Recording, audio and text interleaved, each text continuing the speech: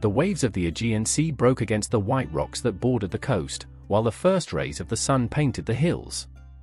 The Greek lands breathed myths and battles, heroes and gods, but also carried the weight of human decisions that mold the fate of entire generations. In every corner of the Greek territory, from the fertile valleys of Thessaly to the aggregate paths of the Peloponnese, history is woven with the same precision as the business hands of women who wove their mantles in the gloom of the houses. The polis, small but imposing, rose as identity and pride headlights. Each was a world in itself, with laws, beliefs and armies that made them unique.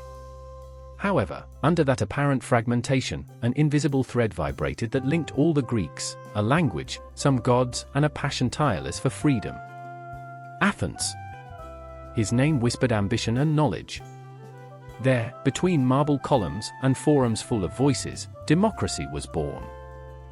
Citizens, dressed in light tunics, gathered in the agora, discussing wars, laws, and philosophies. It was a constant bustle, a tide of ideas and projects that never slept. The poets recited their verses while the children played among the statues of the fallen heroes. But after that image of vibrant civilization, an obsession was hidden, the desire to expand its power, that the name of Athens resonated from Asia to the coast of Sicily. Sparta. Far, austere, like a shadow that was projected from the mountains of the Tigetae. There were no forums full of words in Sparta, but training fields where young people ran under the scorching sun. The pain was not an enemy, but a partner. Since children, they learned that survival was not a right, but a privilege won with blood and sweat. Sparta did not build great temples, did not compose poems. His art was war, and his muse, duty. The differences between Athens and Sparta were as deep as the sea that separates the Greek islands, but both shared the same passion, glory. Each victory over an enemy, each battle fought, added one more verse to the endless epic that their god seemed to write from Olympus. The Greek territory did not offer easy wealth. Stage mountains and poor soils made crops an arduous and constant work. The goats and sheep grazed in dry hills, while the olive trees, with their silver leaves, clung to the earth as silent witnesses of the passage of time. The sea, on the other hand, was generous. From its ports they left ships full of amphorae full of oil and wine, bearing the name of Greece beyond its borders. However, the most precious wealth of the Greeks was not in their trade or in their fields, but in their ingenuity. They invented myths to explain the inexplicable, created temples that touched the sky and discussed the meaning of life under the shadow of the Pericles. At night, around fires, the elders told stories of heroes such as Pericles or Achilles, while young people listened, dreaming of their names one day would be remembered in the same way. But in Greece, peace was ephemeral. Each polis looked suspiciously at his neighbor. The alliances were fragile, woven with promises that the wind took easily. The pride of Athens and the severity of Sparta clashed again and again, like the waves against the rocks. It was only a matter of time for the tension that accumulated as a storm exploded furiously. Destiny was written in the hearts of the Greeks. Wars not only fought with swords and spears, but with ideas and ambitions. Each polis wanted to be the protagonist of that great story that the gods seemed to narrate from the top of Olympus. And although they still did not know, a war like no other was approaching, a war that would change Greece's face forever. The earth burned under the sun of Attic, and among the hills that surrounded the Saronic Gulf, a city arose to shine with a light that would blind the ancient world. Athens was not built all with fear. He grew up with the patient rhythm of who knows that his greatness has no rival. The stones of their temples seemed to contain the sighs of the gods, and their streets, drawn by generations, resonated with the voices of those who sought to mold their destiny with words instead of swords. They say that it was the goddess Athena who, with her spear and her olive tree, gave name and protection to the city. The olive tree, a symbol of peace and wisdom, rooted in the hearts of its inhabitants, but it was not peace that defined Athens. Since its inception, it was a polis of constant challenges, forging between invasions and disputes. However, in the midst of that tumult, something unique grew, the power of the word, the seed of what the world would call democracy. It was not a simple path. The aristocracy ruled with a strong hand, but the murmurings of discontent spread like fire in a dry field. The inequalities threatened to tear the city. Then Solon arrived, the man who unraveled the tangle of injustices and planted the first equality root. He abolished debts, released slaves, and allowed citizens' voices to begin to hear in the assembly. But the seed of democracy needed something else to bloom. Over time, it was Clisson who ended up shaping the Athens that the world would remember. He created a system where citizens were not simple spectators, but actors in the work that was represented every day in Agora. The men gathered, discussed, and decided. Each vote weighed like the steel of a spear on the battlefield. Then Pericles arrived. His shadow spread over Athens like an aurora. He was not a king or sought to be. He ruled with words and vision, with clarity that cut as the edge of a sword. Under his leadership, Athens rose on his foundations and became a city impossible to ignore. The walls extended to the port of Piraeus, and with them, the Athenian fleet became the most powerful in the Aegean. Athens' ships, with their white candles like ghosts, furrowed the sea with a mortal grace. The triremes were the backbone of their domain, fast and lethal, capable of dismembering any army that dared to challenge its power. Each row was driven by the sweat of men who understood that his strength not only kept the city safe, but also wrote the name of Athens in each wave that broke against his helmets. But Pericles not only thought of naval victories. His vision went beyond battles. Under his mandate, the city became a work of living art. The cranes raised columns that rose towards the sky, and the part, dedicated to the goddess Athena, began to erect himself as a marble testament that challenged time. The Acropolis became a lighthouse of culture and devotion. Athens not only conquered swords and ships, but with ideas and beauty. The philosophers roamed their streets, questioning everything from the origin of the cosmos to the purpose of life. The playwrights filled the theaters, where the tragedies made the public cry by condemned heroes, while the comedies started laughs that resonated by the alleys. However, Pericles knew that the splendor of Athens attracted both admiration and envy. Sparta watched from the mountains with sharp eyes, distrustful of the growing power of the neighboring polis. Pericles understood that the war was inevitable, but was not afraid. Athens was ready for any storm, willing to face it with the same determination with which its ships cut the waters. The golden days of Athens shone strongly, but like everything in Greece, glory always walked from the hand of the tragedy. Pericles knew it. Greatness is priced, and he was willing to pay it. The streets of Athens, illuminated by torches on festivals nights, would soon know the shadow of war. But until then, the city stood like the undisputed jewel of the Greek world, a lighthouse that, even if they did not know it yet, would guide the course of history forever. The first lights of Alba slid over the mountains of the Taygeto, bathing in reddish tones the plains of Laconia. There, where the earth was hard and the wind blew with a dry song, Sparta stood, a city without walls, protected only by the flesh and steel of his men. The Spartans said that the walls were for the weak, they trusted the shields they held with their own hands, and the will to never go back. Sparta was not born from dreams of greatness or promises of wealth. He was born from the need of the constant conflict with the tribes that struggled for a piece of fertile soil. It was Lycurgus, a figure wrapped in the fog of myth and history, who carved the destiny of Sparta with laws that seemed forged by Ars himself. There was no space for weakness in his vision. Each Spartan was molded from the crib to become a soldier, and each soldier was an extension of the city itself. When a child was born, it was not enough to breathe.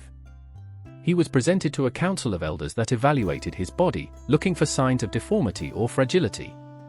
If the child did not meet the standards, he was not given the opportunity to grow.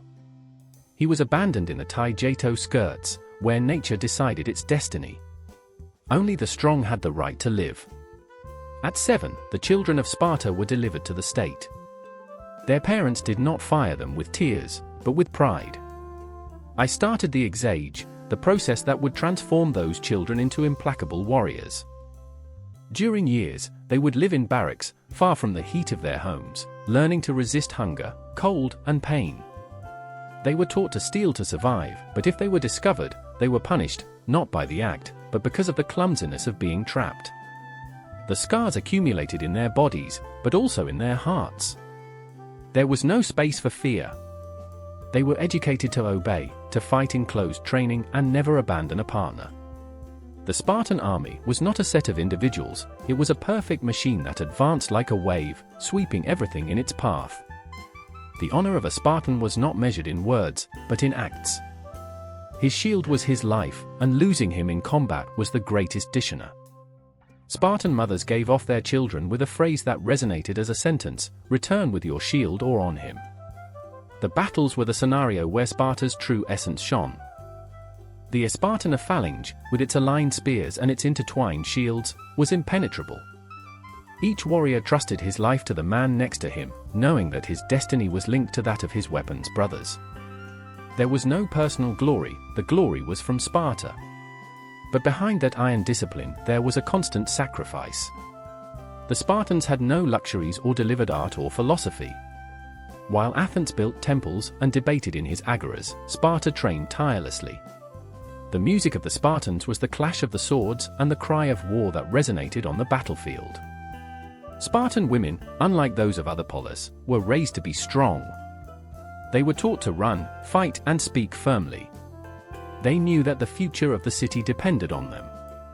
They were in charge of raising future warriors and keeping Sparta's flame alive while men warmed away from home. Sparta's army not only inspired fear, it inspired respect. Even their enemies recognized that facing a Spartan was challenging the same death. But Sparta did not seek to conquer large territories or expand its influence through trade. His only ambition was to protect his land and keep his lifestyle intact, at whatever it costs. The price of that dedication was high.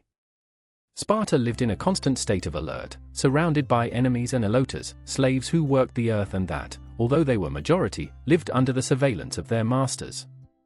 The Spartans knew that, if they showed weakness, the eloters would rise in rebellion, and therefore, every year, war was declared, allowing the young Spartans to hunt those who considered a threat. Sparta was a fire that never went out. Each generation was sacrificed to feed the flame of the following, and each battle fought reinforced its reputation as the warrior city par excellence. But even the strongest steel can break over time.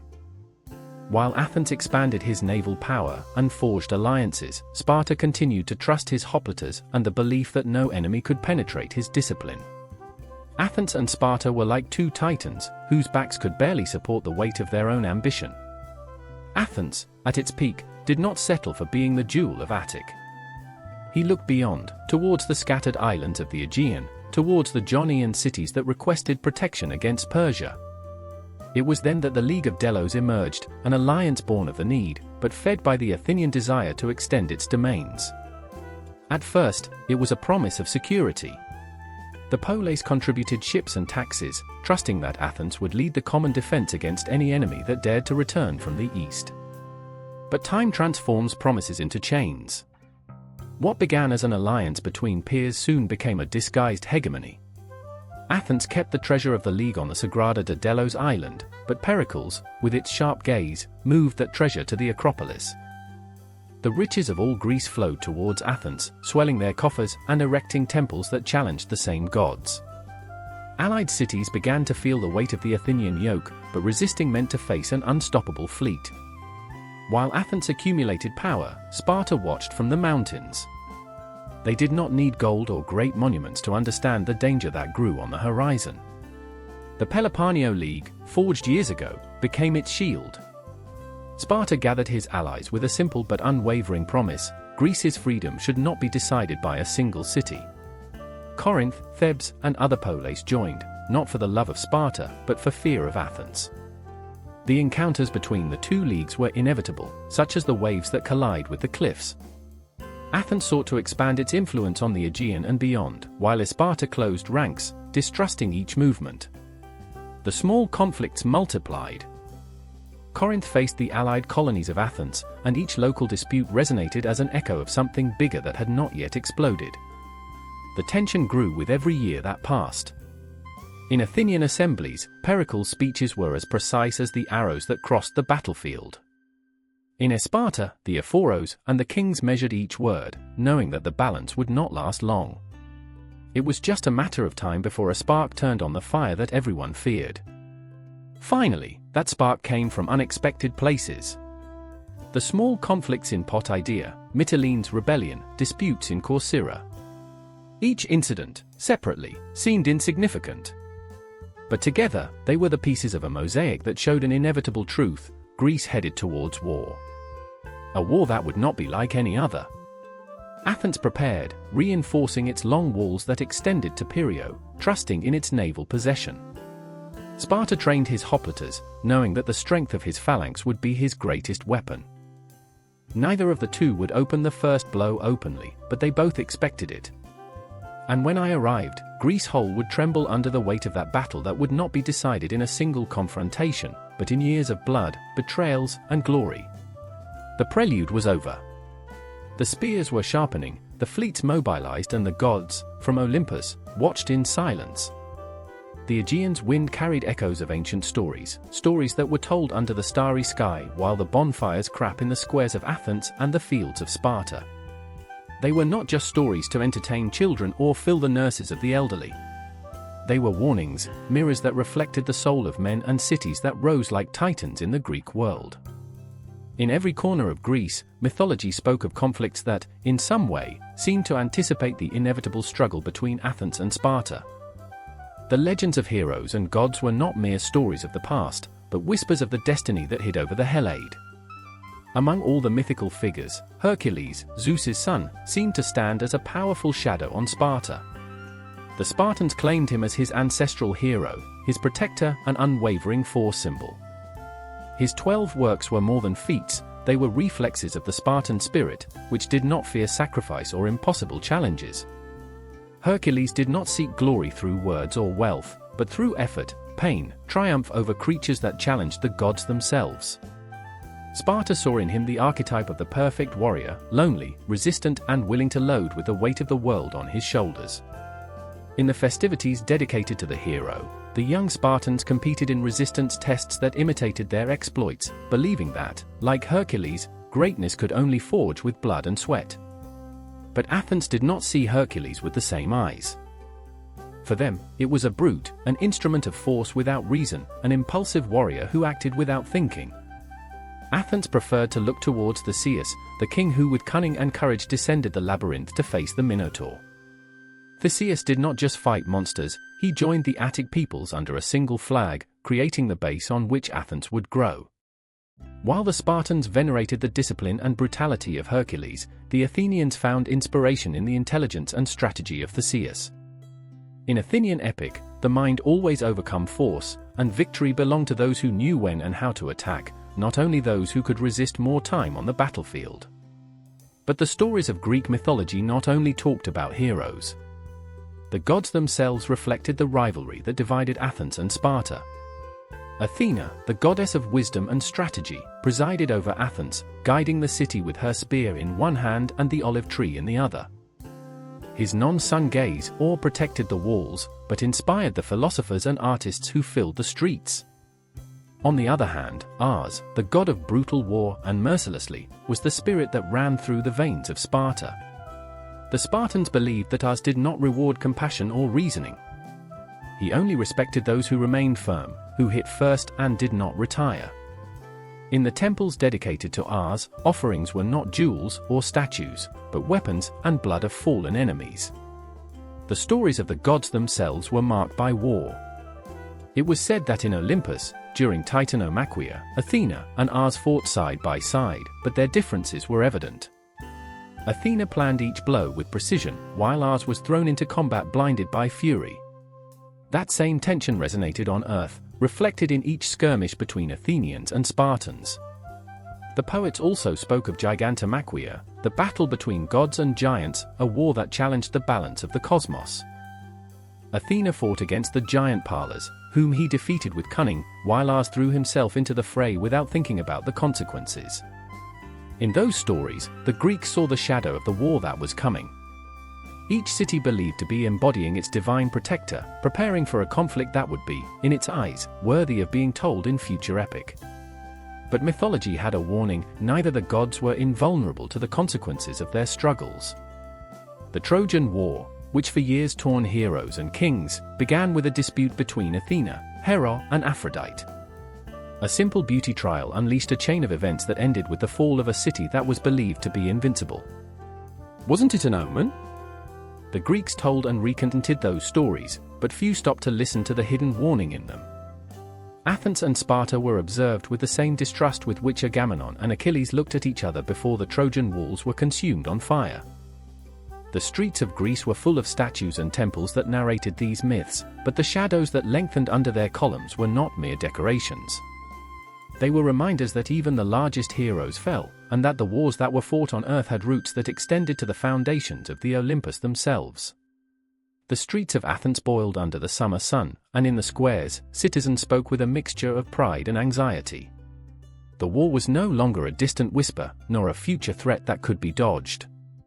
It was a reality that was beating in each port, on each ship that sailed loaded with hoplites, in each assembly where Pericles raised the voice, ensuring that Athens would not go back. It all started with small cracks in the fragile peace that supported Greece.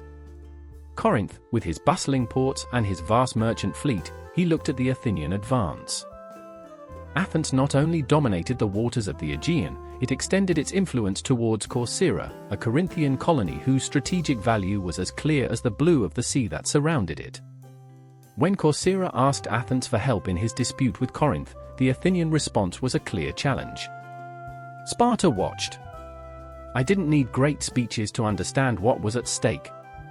The expansionist policy of Athens, disguised as protection, not only threatened Corinth.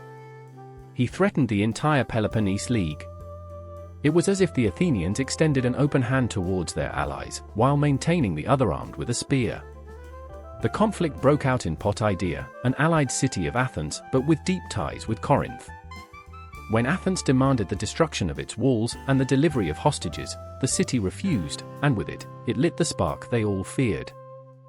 Corinth could not allow the humiliation of his colonies, and Sparta, dragged by his promises to protect his allies, summoned a meeting of the Peloponnese League. The Spartans heard the cries of Corinth and Megara, cities that accused Athens of abusing their power, imposing commercial blockages and punishing those who did not obey. Sparta was not a city of words, but I understood the language of alliances. If they allowed Athens to continue, all Greece would soon dance to the rhythm of the Athenians. The sky darkened on Greece while the fleets began to mobilize and the spears were aligned. Pericles, in Athens, did not hesitate. He knew that Sparta had the best land army, but Athens dominated the seas. Its walls extended to the port of Piraeus, protecting the city from any direct attack.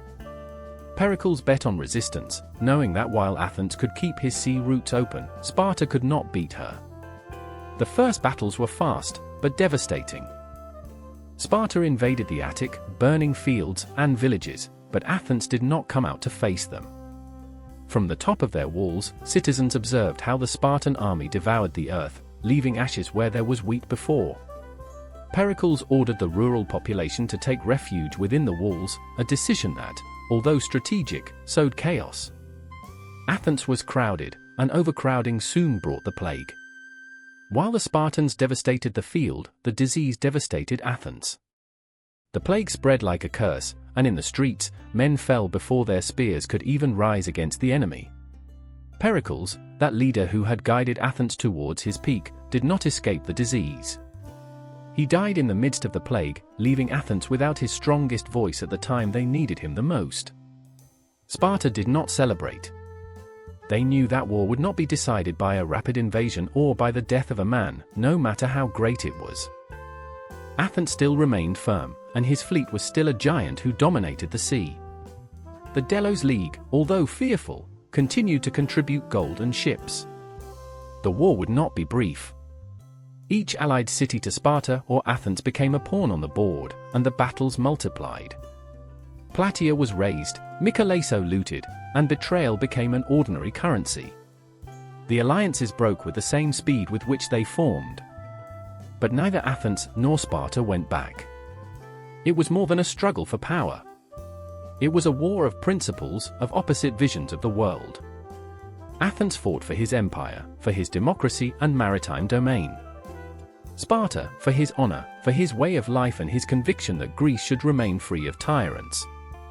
The spears were still raised, and the echo of the war drums resonated in each valley. Peace had become an empty word, and whole Greece prepared for a war that was still far from concluding. Alba's first lights illuminated the Athenian candles that they rocked gently in the port of Piraeus. The wood of the triremes creaks while the men prepared, sharpening their weapons and muttering prayers to Poseidon. There was no reversal. The war, that everyone knew inevitable, had already begun to write their first lines in the history of Greece. Sparta, with her bronze and unwavering disciplined soldiers, advanced on Attic with the assurance that her hoplites would destroy any resistance. But Athens did not face Sparta in the open field. Pericles, with a look at the horizon, understood that fighting on land was to play the Spartans' game, and on that board, there was no glory for Athens. The answer was not in the golden fields of Attica, but in the blue sea that extended before them. When Sparta marched and burned the Attic crops, Athens remained impassive behind his long walls, observing how the enemy consumed everything in his path. The villagers took refuge behind the walls, and the city, crowded and tense, began to boil with the frustration of those who could not raise their weapons. But Pericles spoke firmly, "Athens will not kneel while their ships dominate the waters." And so it was. While the Spartans destroyed the fields, the Athenian fleet sailed. The islands and coastal cities allied to Sparta began to feel the strength of Athenian naval power. The Aegean became the stage where Athens hit incessantly, blocking ports, looting populations and cutting the supply routes of the Peloponnese League. In Naupacto, the triremes of Athens, fast and lethal, rammed the Peloponnesian fleet. Athens's tactics did not look for a frontal battle, but precise maneuvers that disarmed their enemies. The Athenians sailed as if they were one with the sea, wrapping their adversaries and destroying their ships with surgical onslaught. The Spartans could do nothing but observe from the hills how the sea escaped their control. Sparta had never been a naval power, and its allies, although brave, could not match the Athenian skill. Each victory in the water strengthened Athens and weakened the hopes of their enemies. But while Athens shone at sea, the plague devoured the city from within. The long walls that protected the Athenians became their own mortal trap. The overcrowding and lack of hygiene caught Athens in a silent cemetery. Men and women fell without being able to lift their swords. The war was not decided only with weapons, but with the resistance to the calamities that no army could face. Pericles, that leader who stood like the heart of Athens, was a victim of the plague. His death left the injured city, but not defeated. Even so, the fleet continued to furrow the waters, and each naval victory was a tribute to the man who had taught Athens to look towards the sea when the earth burned. The years passed, and the first phase of the war did not offer a clear resolution. Sparta dominated the earth, but Athens, like a hydra, multiplied in the sea. The League of Delos continued to send ships and taxes, and although the city was exhausted by the plague and constant siege, its spirit was still firm. The battles in Mycalesso and Plataea showed the ferocity of both sides. No city was safe. The allies of Sparta and Athens were spying, betrayed and fought with each other, dragging all Greece into a conflict that did not seem to end. The archaic war was over, but it was only the beginning of something darker. The waters of the Aegean were still dyed of blood, and although Athens remained standing, the shadow of Sparta continued to stalk. The streets of Athens were silent, a heavy silence that floated as a fog between the columns of the Agora. The Attic fields burned in the distance, the smoke rose as ghosts about the walled city. Outside, the Spartans devastated the earth, but inside, the crowd gathered. The time had come to listen to Pericles. He rose on the stone stand, his mantle waved gently with the sunset breeze. Pericles did not need to shout for his voice to dominate the square. His presence was enough. Around them, citizens squeezed, elderly who had seen the glory of Marathon and young people who had never shown a sword, but who would soon feel the weight of the war on their shoulders. Pericles looked at them one by one, as if every man there had the same face of Athens. He did not pronounce words of comfort. Athens did not need comfort, I needed to remember who he was. Our enemies believe that burning our lands will make us go back, he said calmly. They believe that if they destroy our crops, they will bow our heads. But Athens does not live from the Attic fields. Our force is not in wheat, but in the sea that surrounds us. A murmur toured the crowd. It was true. The walls extended to the port of Piraeus protected not only Athens, but also to their fleet, to their commercial routes, to the very essence of their power. that the Spartans burn our fields," Pericles continued, with a serene face. "They possess power on land, but we possess the horizon. While our ships dominate the Aegean, Athens will not fall." The sun descended slowly, staining red the columns of the side in the distance. Pericles' words were not just for those who listened to him. They were for all those who feared that the greatness of Athens could be extinguished with Sparta's fire. "In this war, we do not fight for the present, but for the future." His voice became firmer, more intimate. "We fight for the honor of our parents and the freedom of our children. If we yield, Athens will become a shadow, a memory of what could have been.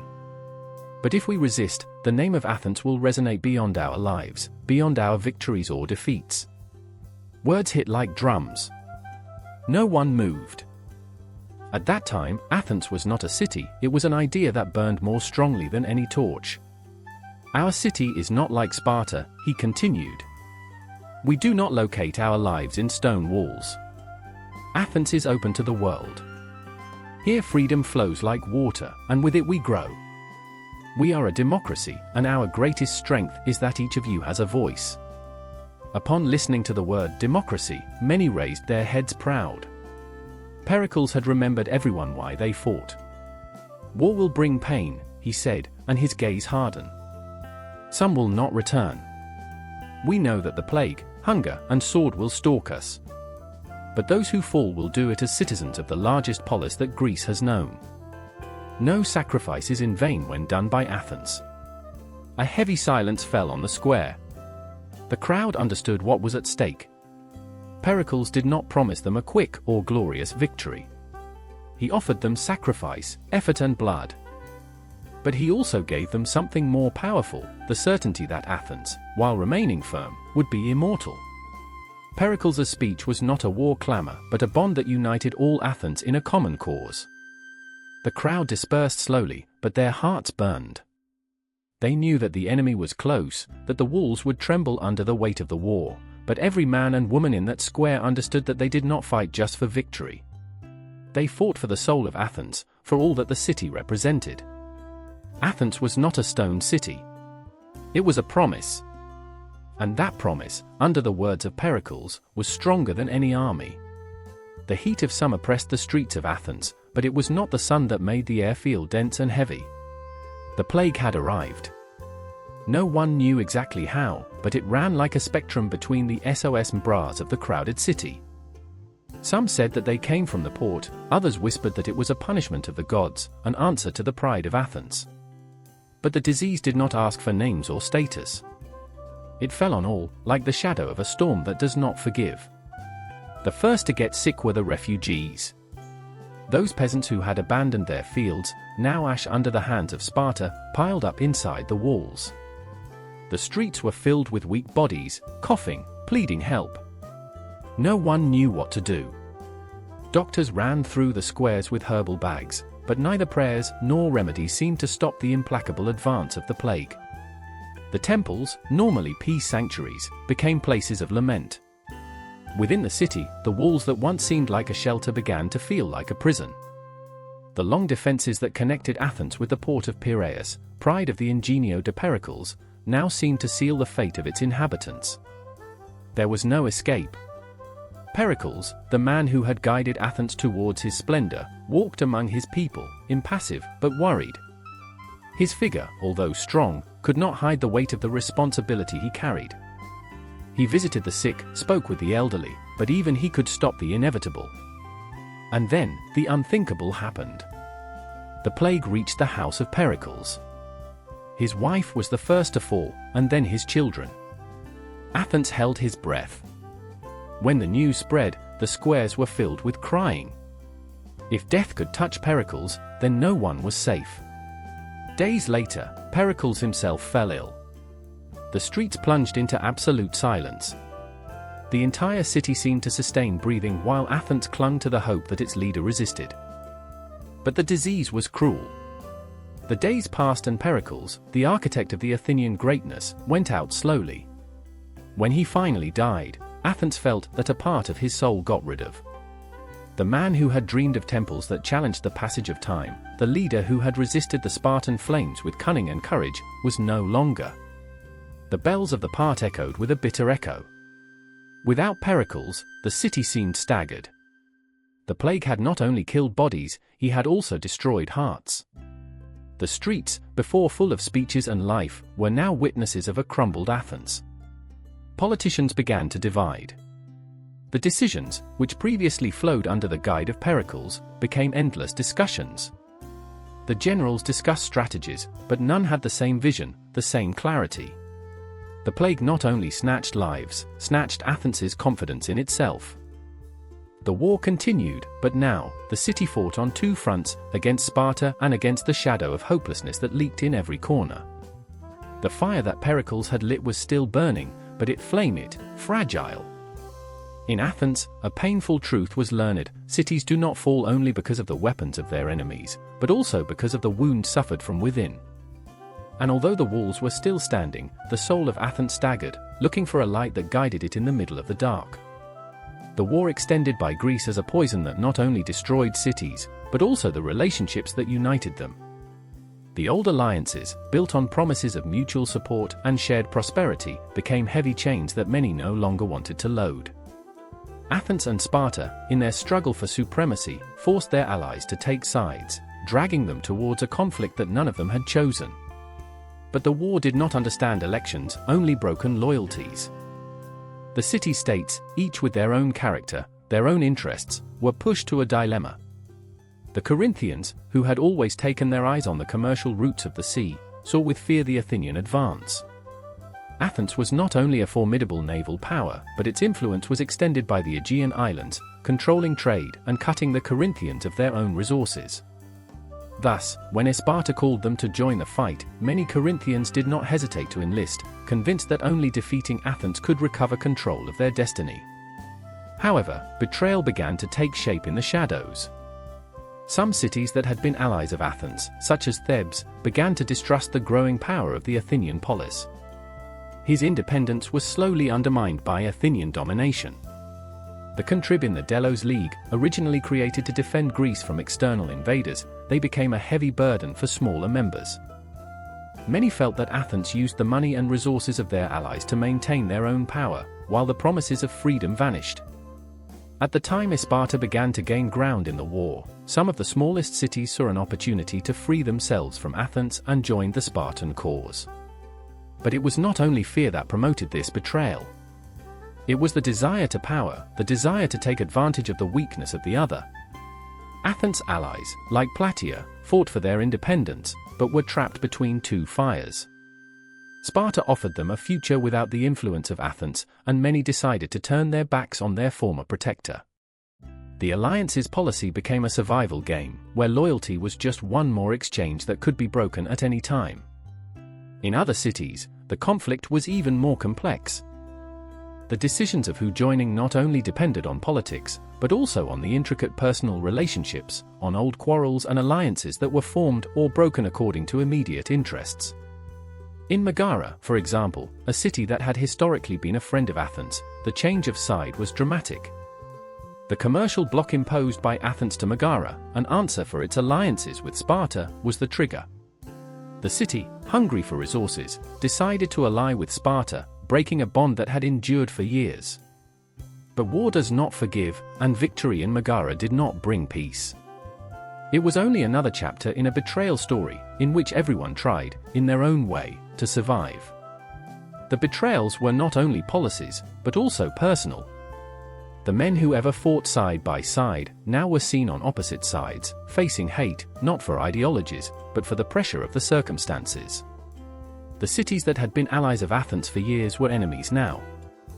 Corinth and Thebes, which for a long time had remained neutral or subordinate, aligned with Sparta, seeing an opportunity in the weakness of Athens. But the war also brought changes to Sparta. Although most of their allies remained faithful, internal struggles began to emerge. The Spartans, accustomed to a rigid structure, began to feel the pressure of leading such a diverse coalition. The Peloponnese War not only faced them Athens, but also required them to handle an empire of disparate allies, each with their own interests. The betrayals not only affected the armies, but also the moral of the cities. In many cases, citizens felt trapped among their ancient loyalties and the new pressures of the war. Families divided, friends became enemies. The screams in the squares, before joy and unity, were now of accusation and despair. The war of allied cities became a reflection of the nature of war itself, unpredictable, chaotic and painfully human. Each city, each faction, fought not only to win, but also for preserving what remained of its identity, its pride.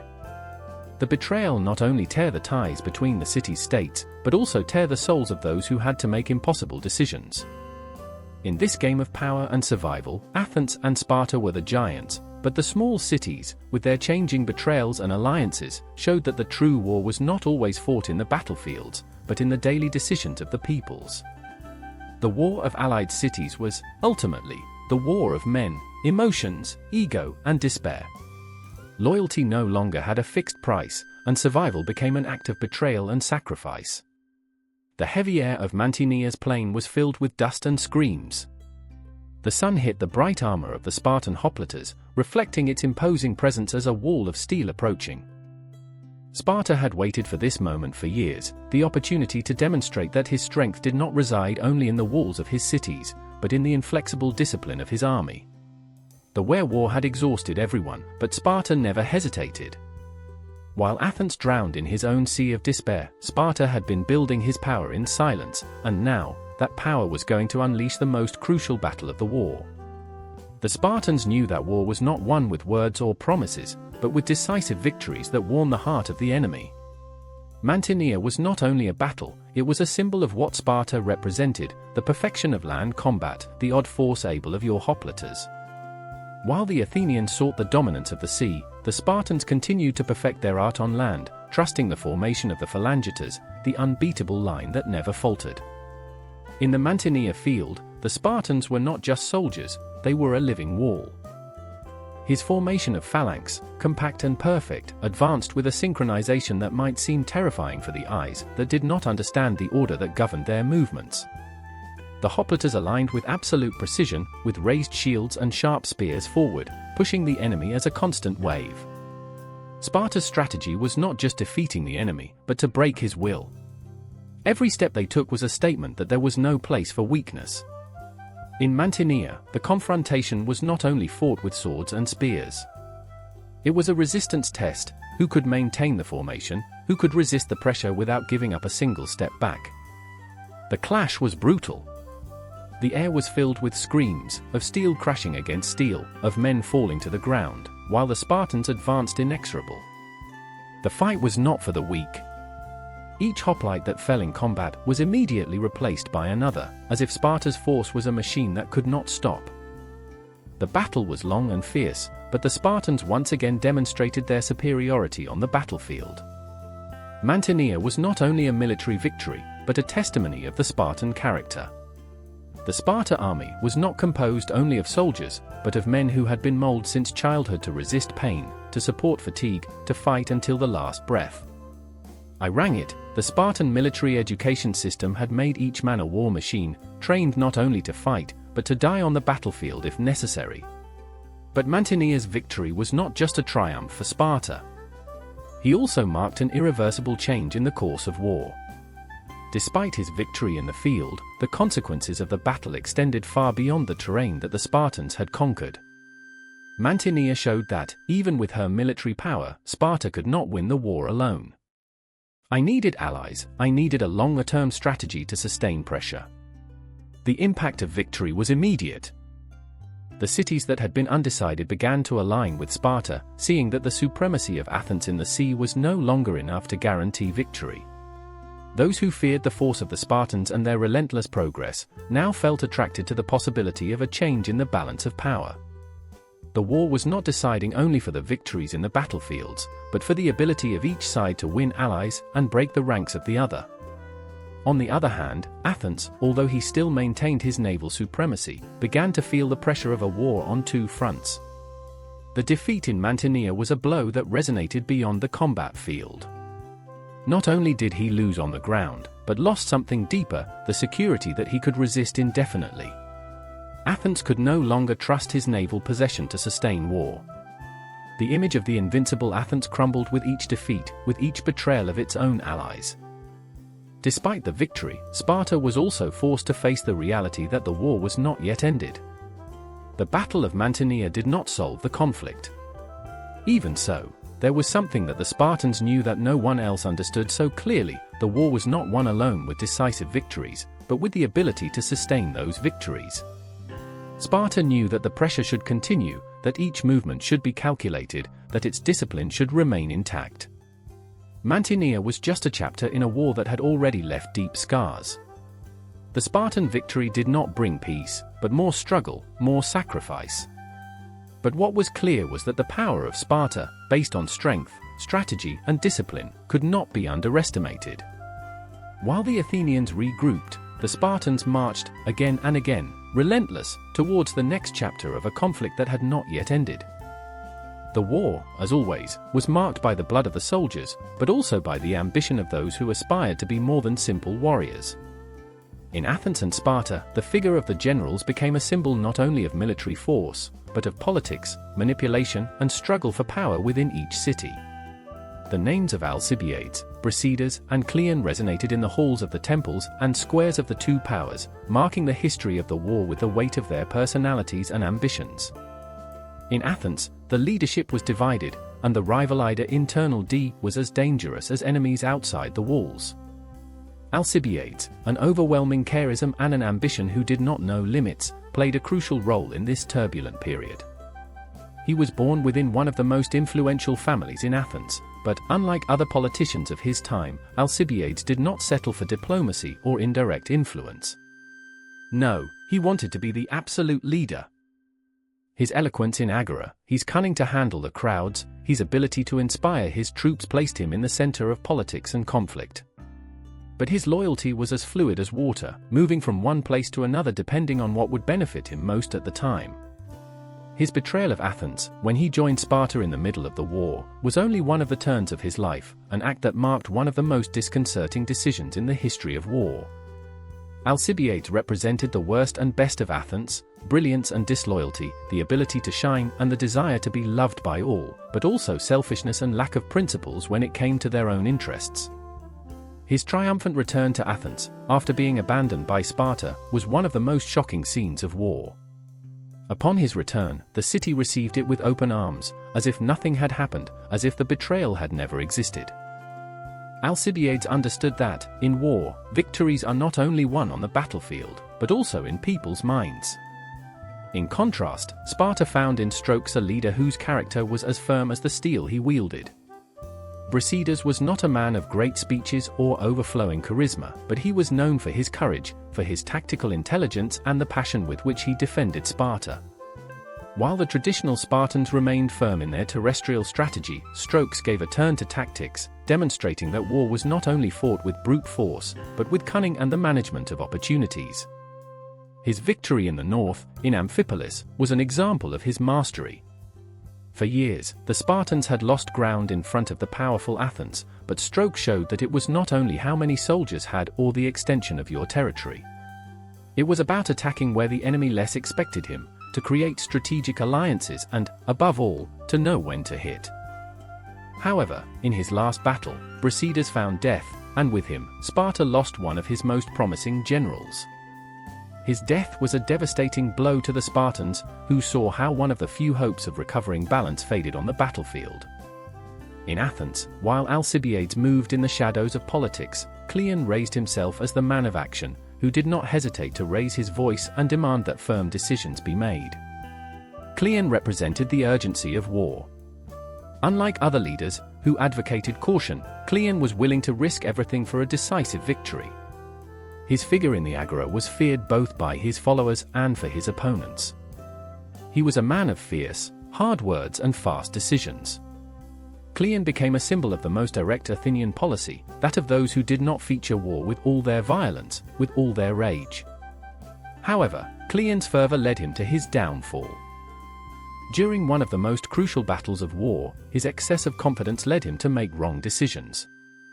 He died on the battlefield, and with his death, Athens lost not only a leader, but to a man whose vision of the war, however radical he was, had galvanized his people. Athens and Sparta, two-faced giants, not only fought on the battlefield, but in the political arena, where the generals not only led armies, but also fought for internal supremacy. Each of these men, Alcibiades, Brasidas, and Cleon, left their mark on history not only as military leaders, but as symbols of the destinations of their respective cities. Alcibiades, with his instability, showed how political decisions could change the course of war in an eye-opening and closing. Brasidas, with his courage and strategy, showed that true power lies not only in the number of troops, but in the mind that directs them. And Cleon, with his determination and excessive confidence, taught that, although the courage is necessary, the cunning of the enemy should never be underestimated. The era of the generals was, in many ways, the time when the destinations of Athens and Sparta were molded by men who not only fought for glory, but for power. And although their names were lost in the fog of history, their influence, their victories, and their failures continue to resonate like the Vocat is one of those who, in their search for greatness, changed the course of war. The sun shone on the Aegean Sea, reflecting in the blue waters that extended to where the view reached. The ships, loaded with warriors, aligned on the horizon, their candles deployed and their oars hitting the water with the rhythm of a war already unleashed. Athens had been an indisputable naval power, its fleet an extension of its own power and pride. In the water, the Athenians felt invincible, as if the sea itself was on their side, guiding their ships towards victory. But the ocean, like fate, did not always follow the will of men. The Athenian fleet was not only an army in the sea, it was a symbol of everything Athens represented: knowledge, culture, power. From the first day of the war, Athens had used his naval supremacy to control trade routes, to isolate his enemies, to maintain an advantage that seemed unstoppable. But like all power, Athens also had its price. And that price would be evident in the disaster that would be unleashed in Sicily. The expedition to Sicily had been conceived as a golden opportunity. Athens, under the command of Alcibiades, Nicias, and Lamachus, decided to launch an ambitious attack against Syracuse, a rich, powerful ally of Sparta. The idea was clear: cutting the enemy's supply lines, seizing a strategic position in the west, and giving a fatal blow to Sparta's hegemony. Alcibiades, with his usual enthusiasm, saw the campaign as the great victory that would ensure the supremacy of Athens throughout the Mediterranean. But, in reality, Sicily was not just a matter of territory. It was a bet, a vacuum leap. The Athenian fleet, although formidable, was not prepared for what awaited on the Sicilian coast. The sea was unknown, the cities were difficult to conquer, and the allies, rather than join the Athenian cause, showed their distrust and lack of support. From the beginning, things began to go wrong. The expedition stagnated, trapped by internal tensions, disputes between commanders, and ignorance of foreign land. The Athenian forces, although numerous, were not invincible, and Syracuse's resistance was fierce, much more than Athens had anticipated. The ships, which for so long had been the spearhead of Athens, began to be destroyed, one, by the combined forces of Syracuse and its allies. Alcibiades, at first full of confidence, soon realized that the war was not as easy as it seemed. The fleet, which was previously sailed without fear of the sea, began to falter. The lack of food, the plague that began to spread between the troops, and the strategic failures began to erode morality. However, the most devastating blow came when Alcibiades was called back to Athens to respond to accusations of betrayal. His departure left the Athenians without leadership, and the fleet was drifting, both in the sea and in crucial decision-making. Instead, Nicias, the other main commander, assumed command, but his lack of naval experience, his indecision, and the pressure of a conflict that was already beyond his control led him to make fatal mistakes. The defeat in Sicily was brutal. What began as an expansion campaign to ensure the domain of Athens became an unprecedented debacle. The Athenians, trapped in a strange territory, without sufficient resources, surrounded by an enemy who knew much more cunning than they had anticipated, began to fall after another. The fleet was completely destroyed. The Athenian ships, who had previously dominated the sea, now sank in the waters of the Mediterranean, while the survivors were made prisoners or executed. For Athens, defeat in Sicily was a tragedy of epic proportions. The fall of the fleet, the loss of thousands of men, the collapse of morality, was a devastating blow not only in the military, but also in the psychological. Athens was no longer the powerful city-state that dominated the waters of the Aegean Sea. He had been dragged into an abyss that would be difficult to leave. The city faced the humiliation of seeing its army reduced to debris, its broken pride at the bottom of the sea. The strategy that had ever paid off now seemed a distant illusion, a wrong decision taken under the weight of arrogance. But defeat also had political repercussions. The Athenian leaders, who previously boasted of their power, began to fight each other for the control of the city, blaming each other for the disaster. The confidence in the ability of the generals and in the fleet collapsed, and with it, the stability of Athens. The war, which was already an exhausting conflict, now became even more unpredictable. The Athenian fleet, which had been one of the most imposing forces in the ancient world, never recovered from defeat in Sicily. The naval power that had assured the Athenian supremacy vanished with each sunk ship, with every lost man. Sparta, who previously saw Athens as an invincible monster in the sea, now began to feel strengthened, ready to take advantage of his enemy's fall. The Battle of Sicily was, in many ways, the turning point of the war. Athens, when falling into that trap of trusted and excessive ambition, was trapped in a spiral that could not stop. The defeat not only destroyed his fleet, but destroyed part of his soul, of his trust, of his identity. The great city that once dominated the sea was now vulnerable, and the waves of the sea, which previously served as witnesses of their glory, became the last place where their broken dreams lay. The sun burned on the coast of Asia Minor, where the winds of the Aegean caressed the candles of the Spartan ships that prepared to sail. In that same sea, the waves not only brought the breeze of the war, but also the shadow of an ancient empire, which watched from afar. Persia, whose power seemed untouchable, had been observing the war between Athens and Sparta from the distant shores of the east, calculating the right time to intervene. Now, that intervention was about to become the factor that would alter the fate of the war. Persia's strategy was not just military, it was economical and diplomatic. They knew that naval control of Athens, which had been its greatest advantage, was now a weak point. After the devastating defeat in Sicily, Athens had not only lost men and ships, but also the ability to finance a fleet capable of rivaling the powers of the region. Sparta, on the other hand, although strong on land, lacked naval capacity to challenge Athens' supremacy at sea. And so, Persia saw an opportunity to unleash their influence, not only in direct combat, but in the flow of resources that dominated the war. The Spartans, desperate for a reinforcement that could match the balance, had no choice but to seek the help of the great Persian Empire. In an unexpected turn of events, Sparta, traditionally a city-state that despised opulence and wealth, was forced to ally with the same enemies whom he had always considered decadent and corrupt. But military pragmatism did not know limits. Sparta needed Persian resources, and Persia wanted to see weakened Athens, her broken maritime supremacy. It was an alliance forged by despair, but also for the need for survival. The agreement was simple, but loaded with deep implications. Persia, with his vast treasure and his ability to finance armies and fleets, began to send gold to Sparta.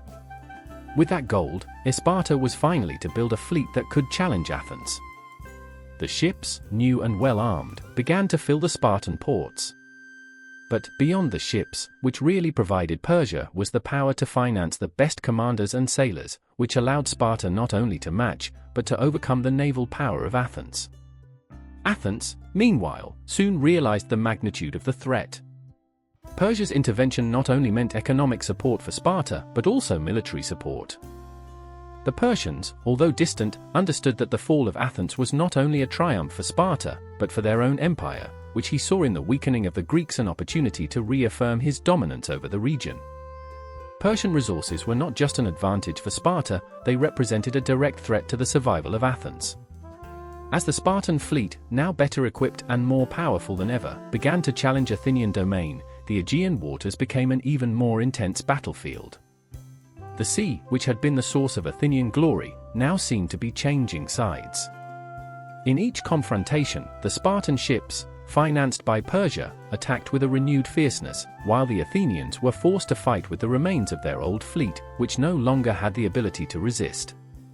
The struggle for naval control intensified, and with it, the tension between Athens and Sparta. But the most crucial factor was Persian gold, which not only helped build ships, but also bought the loyalty of the allies. In many of the Greek city-states, the promise of wealth and Persian support was more tempting than loyalty to Athens. In this context, the war was not only fought between two cities, but between alliances that represented interest much larger than any local rivalry. Persia's intervention had turned the war in a struggle for the absolute dominance of the Greek world, a domain that not only sought Athens or Sparta, but also the Persian Empire, which since its vast territory, saw in the war an opportunity to impose its will over the entire region. The Battle of Arginusa, in 406 BC, became a crucial point in this war of influence and power. Sparta, supported by the Persian fleet, faced Athens with a force that the Athenians could no longer match. Although the Athenians achieved a partial victory in the confrontation, the control of the sea continued to escape from their hands. Persian gold continued flowing to Sparta, allowing them to continue building a fleet that would give them the final advantage. The sea, which had been his battlefield, no longer belonged to them. The war had changed, and not only for ships and battles, but for the empire behind them, which played with the cities stood like pieces on a board. The alliance between Sparta and Persia, born of need and despair, marked the end of an era for Athens. The dream of Athenian supremacy in the sea vanished under the weight of Persian wealth. And while the sun was placed on the Aegean, it seemed as if the fate of all Greece was marked by the decisions taken in the dark halls of power, far from the battlefields, in the vast empire of Persia. The night was plagued with murmurs, with echoes of furtive steps that were lost in the shadows. Alcibiades, that man whose presence had dragged Athens to war with an unwavering impetus, was now caught among the traps he had woven. The signs of Athens blinked in the distance, as if the city itself was looking towards an uncertain future, a future that no longer included the man who, once, was the brightest face of his glory. It was impossible not to see it as a dazzling figure, surrounded by admiration and respect. Alcibiades had embodied the vibrant youth of Athens, its energy, its excessive ambition. He had talked about greatness, to conquer beyond the known borders, to take Sicily and break the limits of the Greek world.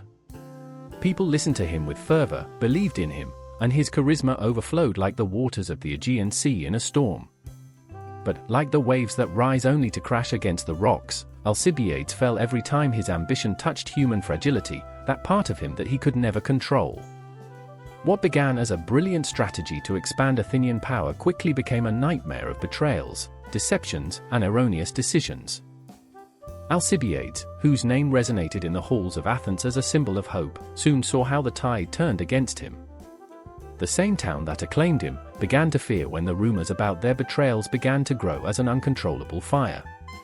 It all started with the failed expedition to Sicily. Alcibiades, under the Athenian fleet, was optimistic, even arrogant, speaking of the victory that Athens would obtain. But the nightmare broke out, and the campaign failure left a deep wound in the heart of the city. The Athenian fleet was destroyed, and confidence in its leader began to crumble.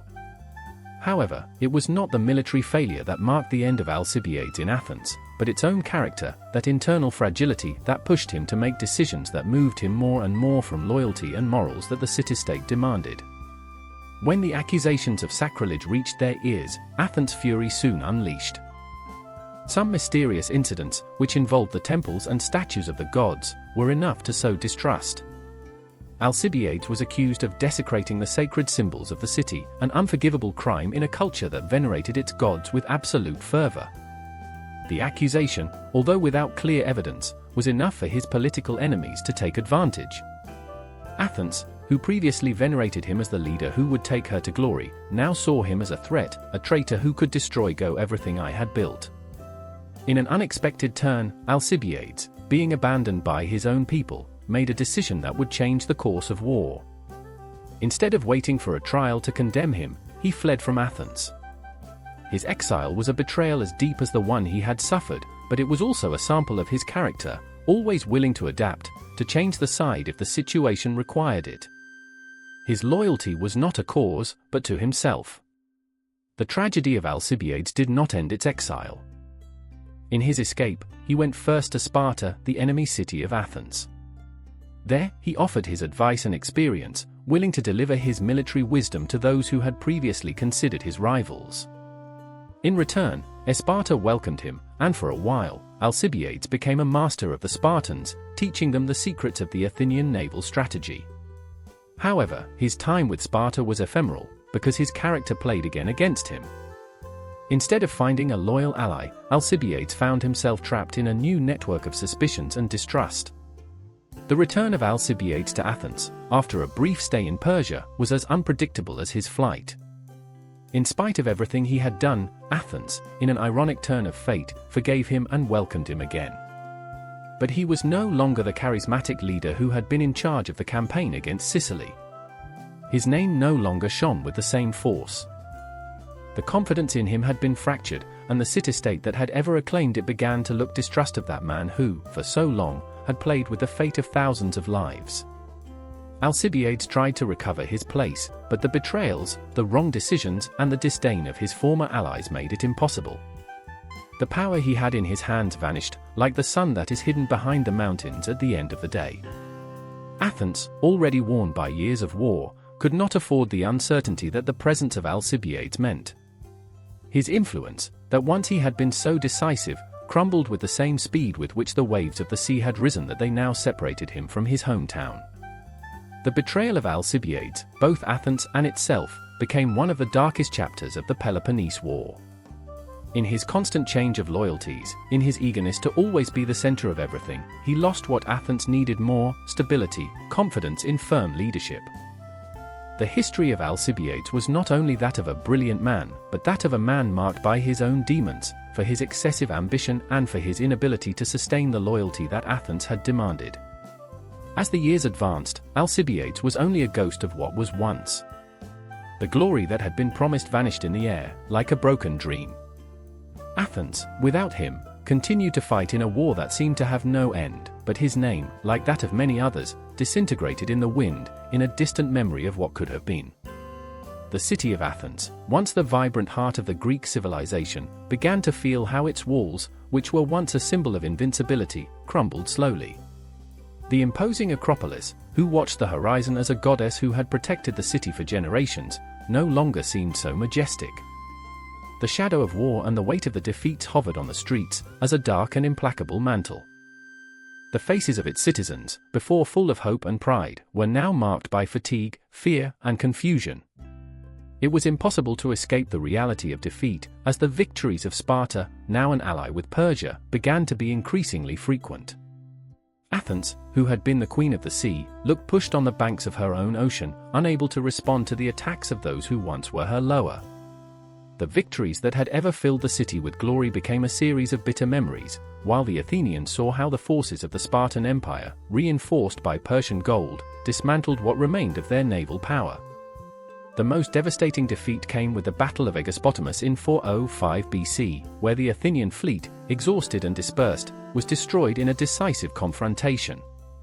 The war that Athens had sustained for so many years, with his innumerable sacrifices, seemed to approach his end. And yet, the fall of Athens was not only the result of a series of military losses, but also of a deep internal instability, which corroded the entrails of the city from its own heart. The Athenian people were no longer the same. The war had consumed its vitality, and internal policy was full of divisions.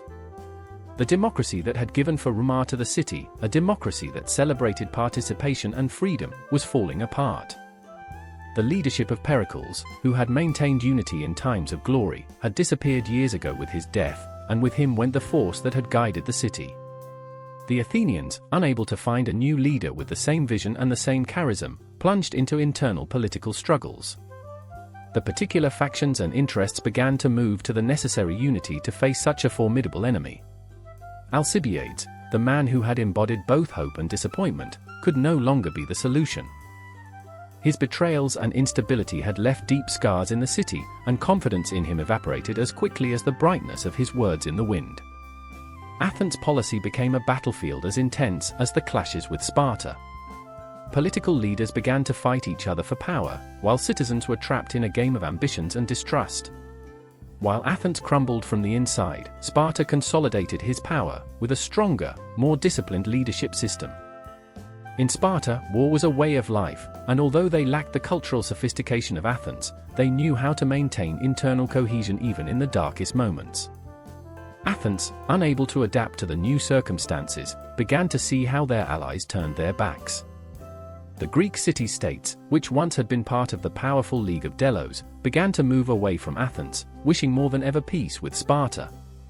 The constant threat of war had eroded his will to continue fighting. The city, which had been the lighthouse of civilization, was being abandoned, both on the battlefield and in politics. With each defeat, with each internal betrayal, Athens lost something more of its ancient splendor. The city walls, which had previously been a symbol of its greatness, now only represented the fragility of an empire that could no longer hold for itself.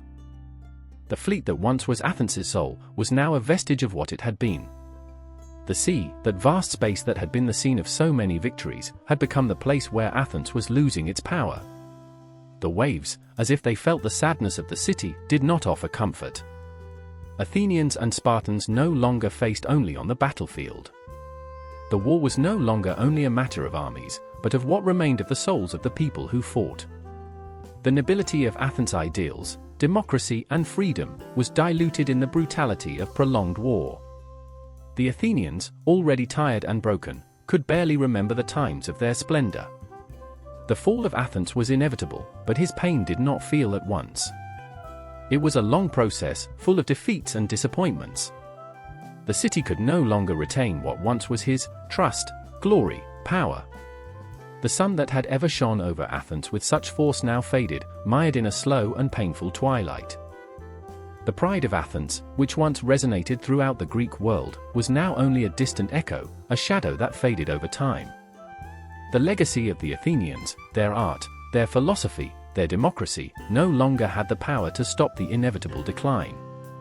The history of Athens, from a city that had been great, became a warning of what can happen when power falls apart from the inside. And while the city looked at its own end, the Peloponnese War advanced, and the Greek world changed forever. The sun began to wear, staining the sky with red and golden tones, as if the firmament itself presages the tragedy that was about to unleash. In the waters of Aegospotami, where the sea was calm, a battle was fought that would mark the end of an era. Athens, who had been the queen of the seas for so many years, was on the verge of destruction. The Athenian fleet, once invincible, was about to face its last and most devastating blow. The Spartan fleet, under Lysandro's command, he was camping on the coasts, waiting. The Athenians, confident in their superiority, did not expect the enemy to have the cunning necessary to kill them such a lethal. However, fate, like a river that flows mercilessly, had reached them at that precise moment.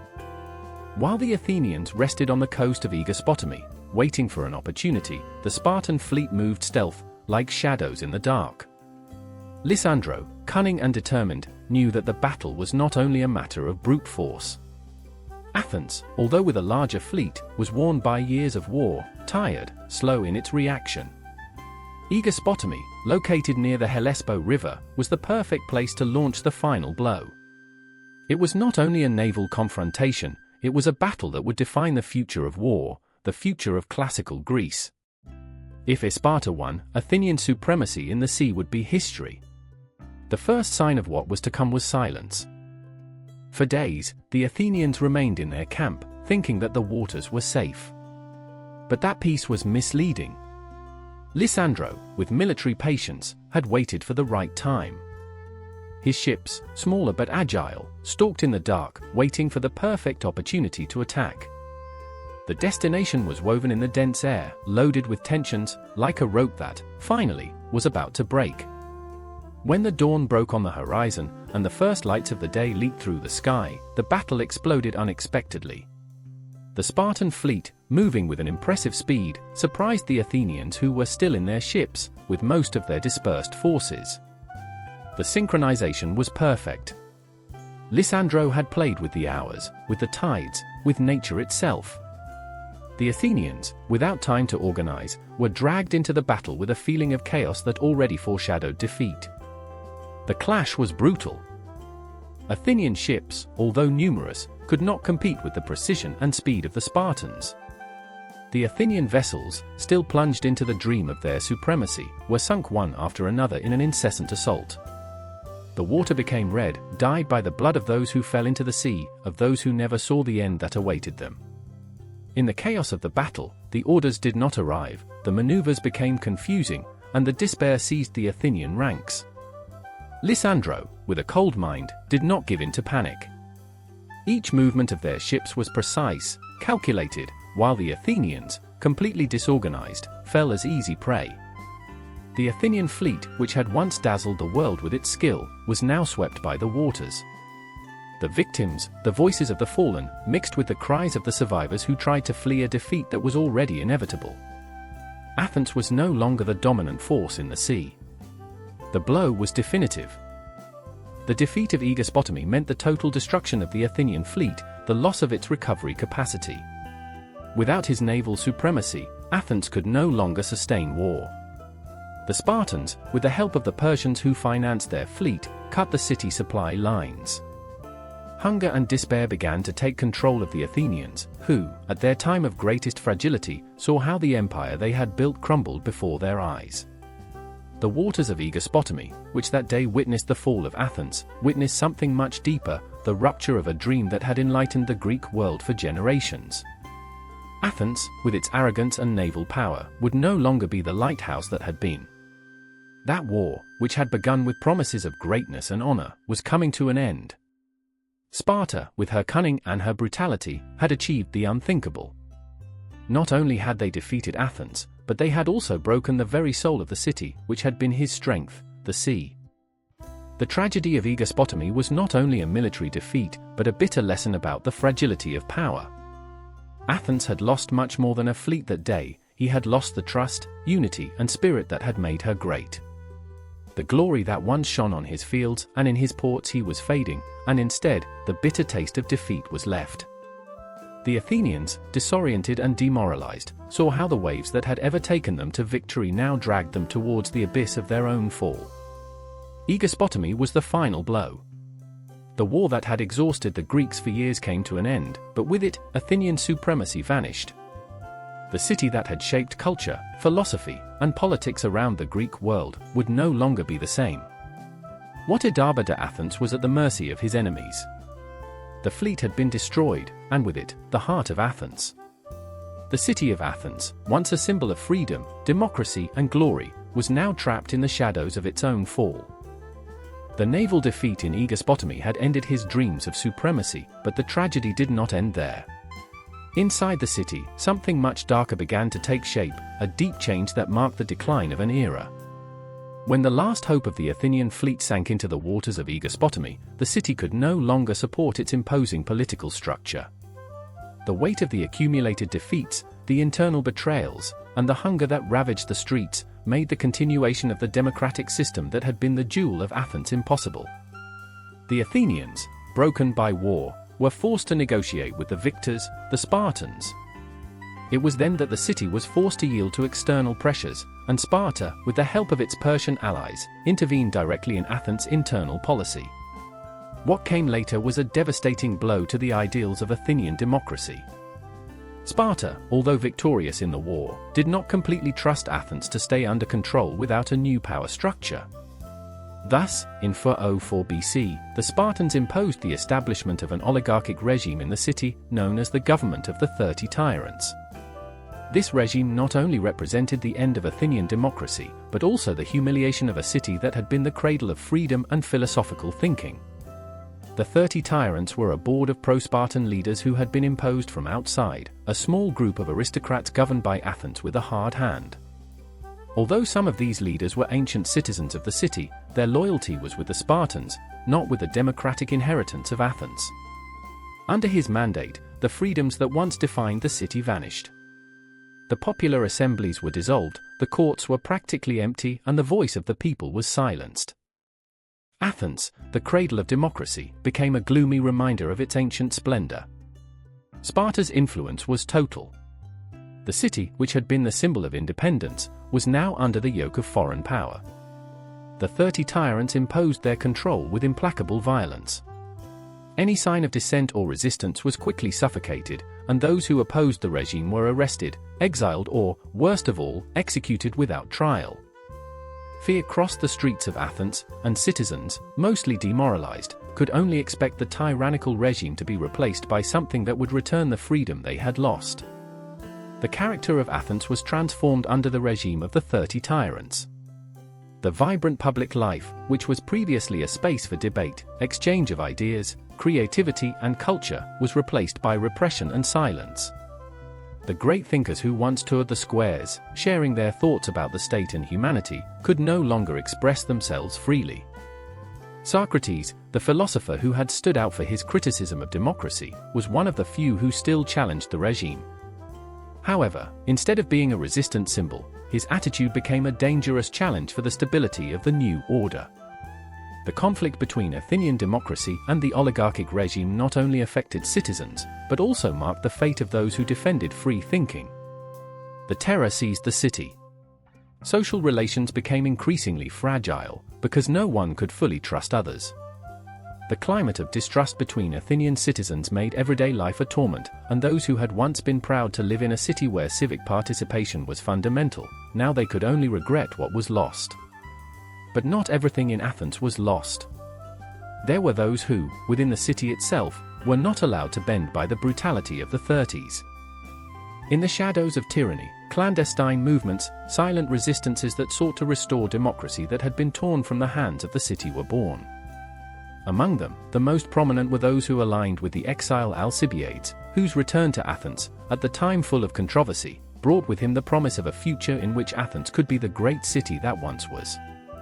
However, this return was not easy or immediate. The 30 tyrants ruled with iron fist for a brief period, but their regime could not resist for a long time. The intervention of those who still believed in ancient Athens, and the growing internal and external pressures, they managed to weaken their control. In 403 BC, after a popular uprising, the regime of the 30s was overthrown, and democracy was restored in the city. However, the damage was done. The memory of tyranny, fear, and suffering of those days was recorded in the heart of Athens, leaving deep scars in the identity of the city. The establishment of the oligarchy of the 30 tyrants was not only the coup of grace for Athens, but also a reminder of how power can corrupt, how victories can be ephemeral, and how even the largest in cities can be mired in the darkness. The Spartan influence on Athens was not only military, but infiltrated the same fabric of the city, altering its destination forever.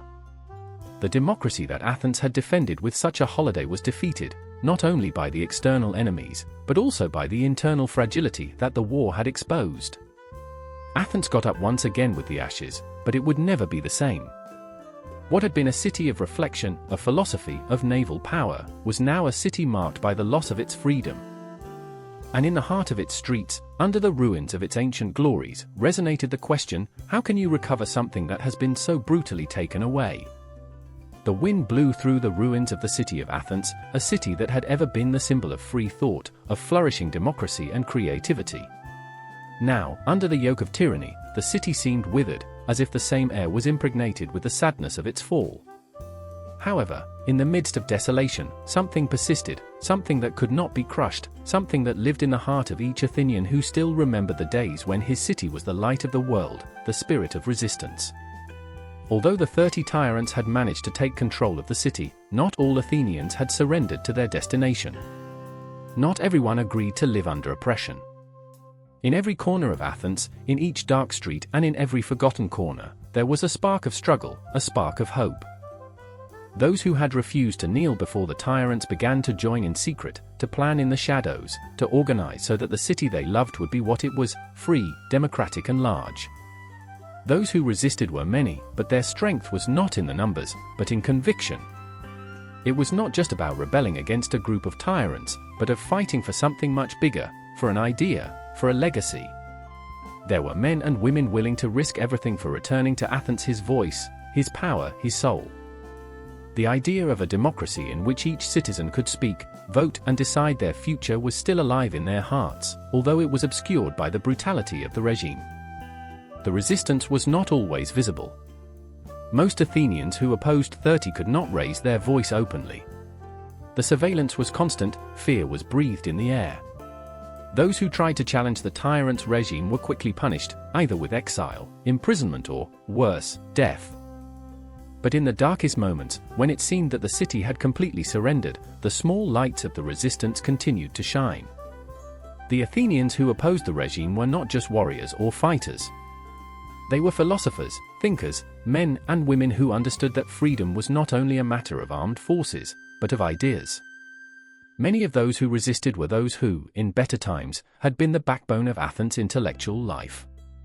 Philosophers like Socrates, which, despite the situation, remained a lighthouse of criticism and reflection in a sea of silence imposed.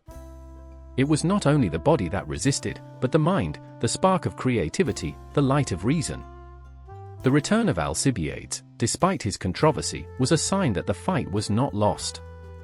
Although his loyalty was complex, his presence in the city offered a glimpse of hope for those who still dreamed of the restoration of democracy. Alcibiades, with his charisma and his ability to maneuver, played a crucial role in mobilizing those who wanted to see Athens free of the tyrants. It was not easy. The way to the restoration was stony, full of obstacles, and the forces that defended the new regime were strong, well-organized and willing to defend their power with all means at their disposal. Despite the enormous difficulties, resistance was strengthened. As the discontent grew, the Athenian democratic forces began to find allies, both inside and outside the city. There were citizens who, to an exiled, they continued to fight for the return of democracy. Athens, although torn and humiliated, had not been completely defeated. There was a collective memory of what had been, and this memory was still alive in the hearts of many, willing to give their lives to return freedom to their homeland. The crucial moment came when the Athenians, fed up with oppression, decided to get up. The streets, which had previously been the scene of submission and fear, became battlefields of the popular will. Those who resisted joined, fought and, finally, managed to overthrow the regime of the 30 tyrants. The city, although weakened and wounded, regained its soul, and democracy was restored. It was not an easy victory, much less perfect. The city was devastated, and the fight had left deep scars, but there was something unwavering in the essence of Athens, the will to be free. Athenian resistance was not only a physical struggle. It was a struggle for identity, for the preservation of the values that had made the city great. It was the reaffirmation that, although tyrants can destroy a government, they can never eradicate the essence of a people. The will of the Athenians to fight for his freedom, for his democracy, was stronger than any tyranny. His resistance was not just a reaction to a corrupt government, it was a statement. The city of Athens, wounded but not defeated, had shown the world that the struggle for freedom is a battle that never ends, because, in the end, there will always be someone willing to get up and fight for a better future. After years of relentless struggles, victories, and losses that warned both parties, Sparta had achieved what seemed impossible, the definitive defeat of Athens. It was not only a military victory, but also a victory of the system, of the Spartan sacrifice that had been tested again and again in the war. Sparta had applied his military tactics with a fierce discipline, incessantly. Over the years, while Athens struggled to maintain his power in the sea, Sparta, although lacking the naval supremacy of his enemy, managed to establish crucial alliances, particularly with Persia. Thanks to Persian financing, Sparta was able to build a fleet capable of challenging the powerful Athenian armed. It was in the Battle of Aegospotami, in 405 BC, when the fate of Athens was sealed. The Athenian fleet, which had once been the terror of the seas, crumbled under the attack of the Spartans, and with it, the last hope of Athens vanished. The Athenians, cornered and without resources, could no longer resist the military power of Sparta. The fall of the city was imminent. The walls of Athens, which had previously been an impassable strength, now seemed only a reminder of its past greatness. Sparta's victory in the Peloponnese War was not simply a victory of the armies, but also of the Spartan life model. His discipline, his strength, and his military system, so entrenched in their society, had prevailed over the wealth and naval power of Athens. However, victory was not clean or simple. Sparta found an immediate dilemma. Although he had won, the balance of power in Greece had changed forever.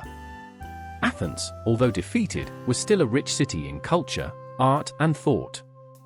And although Sparta had achieved his goal, he could not ignore the residual power of ancient Athens.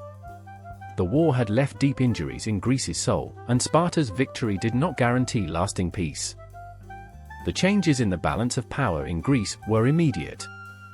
Sparta, although victorious, now looked like the dominant power, but was also found under the pressure of governing a world that was marked by the scars of war. Athens, although weakened, did not give up completely. His democracy was restored in part, and his spirit remained alive, although not in his glorious form. However, Sparta's hegemony lasted little. The same discipline that had led Sparta to victory also made her vulnerable. Isolated in its world of war and conquest, the Spartan city soon realized that governing a whole world was not an easy task. Throughout the years that followed, Sparta tried to impose their power in the rest of Greece, but internal tensions and struggles for polis control made stable peace impossible. The conflicts did not end with the Peloponnese War, but multiplied. The city-states, tired of being dominated by any power, began to rise once more. Sparta's victory in the Peloponnese War did not mean the creation of a unified Greece under his command, but the dissemination of new conflicts and struggles for power. The scars of the war were still open, and the Hellenes, despite the Spartan victory, could not forget what was lost, not only the war, but also the unity, culture, and ideals that had once joined Greece in a flourishing civilization. Despite his victory, Sparta never managed to establish the order he had imagined. Although he briefly dominated the lands, his influence in Greece was ephemeral. The Peloponnese War, far from bringing stability, sowed the seeds of more division. And although Sparta was erected as the victorious power, the price he paid for that victory was too high to guarantee lasting hegemony. Meanwhile, Athens, although defeated, also began to recover, slowly but inexorably. The glory of his past and his ability to inspire others did not disappear with the fall of his fleet. The city still retained its soul, and democratic ideals remained a lighthouse for those who wanted a better world. Sparta's victory in the Peloponnese War did not mark the end of Greek history, but only a new phase. Changes in the balance of power in Greece brought with them the certainty that, although wars can change the fate of peoples, culture, thought and ideals cannot be easily crushed. The struggle for supremacy, either on the battlefield or in the field of ideas, would continue to mold Greece's future, a future that was yet to be written. The silence that remained after the Peloponnese War felt heavier than the rumble of the battles that Greece had devastated for almost 3 decades. The cities, which previously vibrated with the bustle of trade, citizen assemblies, and festivals, were now marked by the scars of a conflict that had not left a clear winner, only defeated in different ways. The cost of the war had been excessive, and although Sparta emerged as the dominant power, the price that Greece paid as a whole was incalculable. The polis, which for centuries had been the heart of Hellenic civilization, were exhausted. There was no city that did not feel the weight of war. The lands were undoing, the fields reduced to ashes, and the decimated families. The gold, which used to circulate through the markets easily, was scarce. The walls of many cities, which were erected as symbols of protection and pride, became ruins that reminded citizens of the losses suffered. Athens, who had been Greece's jewel, saw how his splendid temples and theatres were eclipsed by hunger and despair. The streets, once full of philosophers and artists, were now populated by mutilated veterans, mercenaries without work and citizens who looked at the sea in the hope that commercial fleets, destroyed in battle, one day they would return. The wounds of the plague, which had decimated the Athenian population during the siege, still hurt in the memory of those who had survived. Sparta, although victorious, did not come out unharmed. His society, based on a rigid military structure, began to stagger under the weight of governing not only his allies, but also his defeated enemies. Sparta was not prepared to play the role of leader of all Greece. The same values that made them invincible on the battlefield prevented them from adapting to diplomacy and administration. Governing with the shield in hand turned out to be more difficult than to conquer. The conflict unleashed a wave of resentment and division that extended throughout the Greek world. The polis that had fought side by side with Sparta, such as Corinth or Thebes, began to question the Spartan domain. Hegemony, far from bringing stability, fed new rebellions. The alliances that had formed during the war began to crumble as fast as they had been built. Economically, Greece was plunged into a crisis that would take generations to heal. Commerce, the great source of wealth for cities like Athens, was seriously affected. The sea routes, which were previously a constant flow of goods and wealth, were interrupted. The Aegean Islands, once neuralgic points of trade, became easy objectives for pirates and bandits. The population of many cities decreased dramatically. The war not only charged lives in the battlefields, but also brought hunger, diseases, and forced migrations. The slaves, which constituted much of the workforce in Athens and other polis, were sold or executed, leaving the cities without hands to rebuild what the war had destroyed. The women, who often remained outside the conflict, took fundamental roles in the survival of their homes, but war also snatched parents, husbands, and children. The culture, which had flourished in the Golden Age of Athens, suffered a painful pause. The poets and playwrights, who once filled the theatres with their works, found in the war a dark theme that reflected the bitterness of the moment. The tragedies of Euripides and the comedies of Aristophanes, although celebrated, were a reflection of collective disenchantment. Philosophy, however, continued its march, like a lighthouse that illuminated the debris of the past. Socrates, with his uncomfortable questions, represented the echo of a society that sought answers amid desolation. The Peloponnese War made it clear that the Greek unit, so held during medical wars, was now a fragile illusion. The polis, worn and distrustful, looked suspiciously at their neighbors. The small disputes that were previously resolved with diplomacy or sports competitions were now resolved with swords and spears. Greece had become a constant battlefield, where each city fought for its own survival, regardless of longer-term consequences. But perhaps the deepest consequence was the change in the spirit of the Greeks. The great epic of heroes and gods began to seem distant, as stories of an idealized past that no longer corresponded to reality. The Greek world, once proud of its ideals of freedom and honor, was now involved in brutal pragmatism. The democratic ideals of Athens and the military stiffness of Sparta seemed exhausted, and the polis sought new paths, although they still did not know where they were heading. Despite the devastation, the seed of resilience was still alive. The Greek polis, although wounded, were not completely destroyed.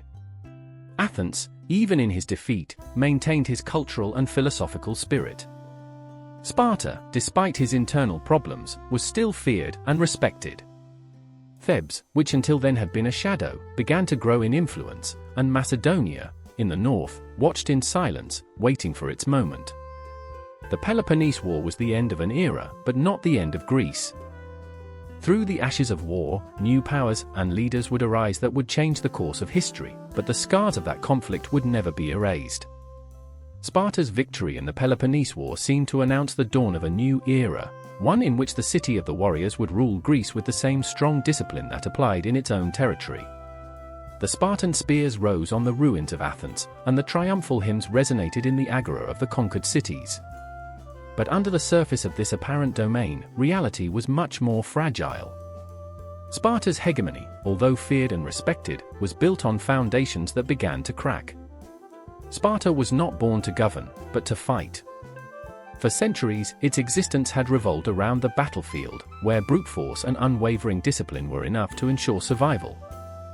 Governing Greece, however, demanded something more than military victory. It required diplomacy, flexibility, and the ability to adapt to the complexities of a network of city-states with contradictory interests. Sparta, accustomed to sending with the shield in her hand, did not understand that submitting her allies would be more difficult than to overcome her enemies. The first tension signals appeared rapidly. Thebes and Corinth, who had been the key to Sparta during the war, began to distrust the growing Spartan power. These cities, far from accepting Sparta as a benevolent leader, saw in it an oppressor that did not differentiate between enemies and former comrades. Tensions exploded when Sparta, ignoring the warnings of his allies, began to intervene directly in the internal affairs of other polis, imposing oligarchic regimes that favored their control. But the problems not only came from the outside. In the heart of Sparta, victory brought unexpected discomfort. The Spartan warriors, who had spent much of their lives in military campaigns, returned home waiting to reap the fruits of their effort. However, they found a state weakened by constant mobilization. The lands that had left behind were in the hands of the Helotas, and the gap between the Spartan citizens and their slaves grew dangerously. Inequality increased, and with it, constant fear of internal rebellion. The rigid structure of Sparta, which had been its greatest strength, now turned against him. The number of Spartiatas, full warrior citizens, was reduced year after year. The casualties on the battlefield were not recovered rapidly, and the strict laws of birth and citizenship prevented the growth of the military population. Meanwhile, rival polis began to recover their strength, and Sparta's enemies soon took advantage of their weaknesses. The hardest blow of Persia, the former ally of Sparta during the war against Athens. The Persians, skilled in the art of politics, began to play with Greek ambitions, financing the enemies of Sparta and promoting revolts in Asia Minor. Sparta, trapped in a game that did not understand at all, saw how its control over the Greek polis of Asia decreased quickly. The Spartan fleet, built with Persian money, was now insufficient to maintain maritime domain. The disenchantment of the Greek polis reached its maximum point with the Corinth War, a conflict that faced Sparta against a coalition of cities that included Athens, Thebes, and Corinth. The battles that followed were bitter and bloody, but the result was clear: Sparta could no longer hold his hegemony without paying a disproportionate price. The losses on land, although limited, reflected the exhaustion of the Spartan military machine. Meanwhile, Athens began to get up from its ashes. Although he never reached the power of his glorious past, the city rebuilt its fleet and recovered some influence on the Aegean Sea. Athenian democracy, once seen as decadent by the Spartans, proved to be more resilient than expected. The spirit of Athens had not been completely crushed, and the polis began to play a crucial role in the resistance against Spartan domain. But it was in the north where the most unexpected threat arose. Macedonia, a land that the Greeks had despised for centuries, began to consolidate their strength under the leadership of Philip II. While Sparta struggled to maintain her control over the Greek polis, Macedonia emerged as a power that would soon change the course of Hellenic history. Sparta's hegemony lasted just over a decade, but its impact left deep scars. The Greek, fragmented and distrustful polis, never joined again with the same force as in the times of medical wars. The dream of a unified Greece under the command of a single polis faded, and the power vacuum left the door open for new forces to rise. Sparta, although it was still a respected military power, had lost the ability to lead. His victory in the Peloponnesian War ended up becoming a curse, and the city, which for centuries had shone like the lighthouse of discipline and strength, began to slowly fade into history, eclipsed by the new actors who would take the Hellenic stage. Athens woke up from a nightmare. The shadows of the 30 tyrants still weighed over the city, like an echo of pain that resisted disappearing. The streets that once resonated with the speeches of Pericles, the assemblies, and the festivals, had witnessed executions, betrayals, and the oppressive silence of a regime that ruled with fear. Democracy, which had been the pride of Athens, lay buried under the weight of Spartan oppression. But Athens, despite his fall, still breathed. The resistance had not completely turned off. In exile, men as a transfer kept the flame of freedom alive.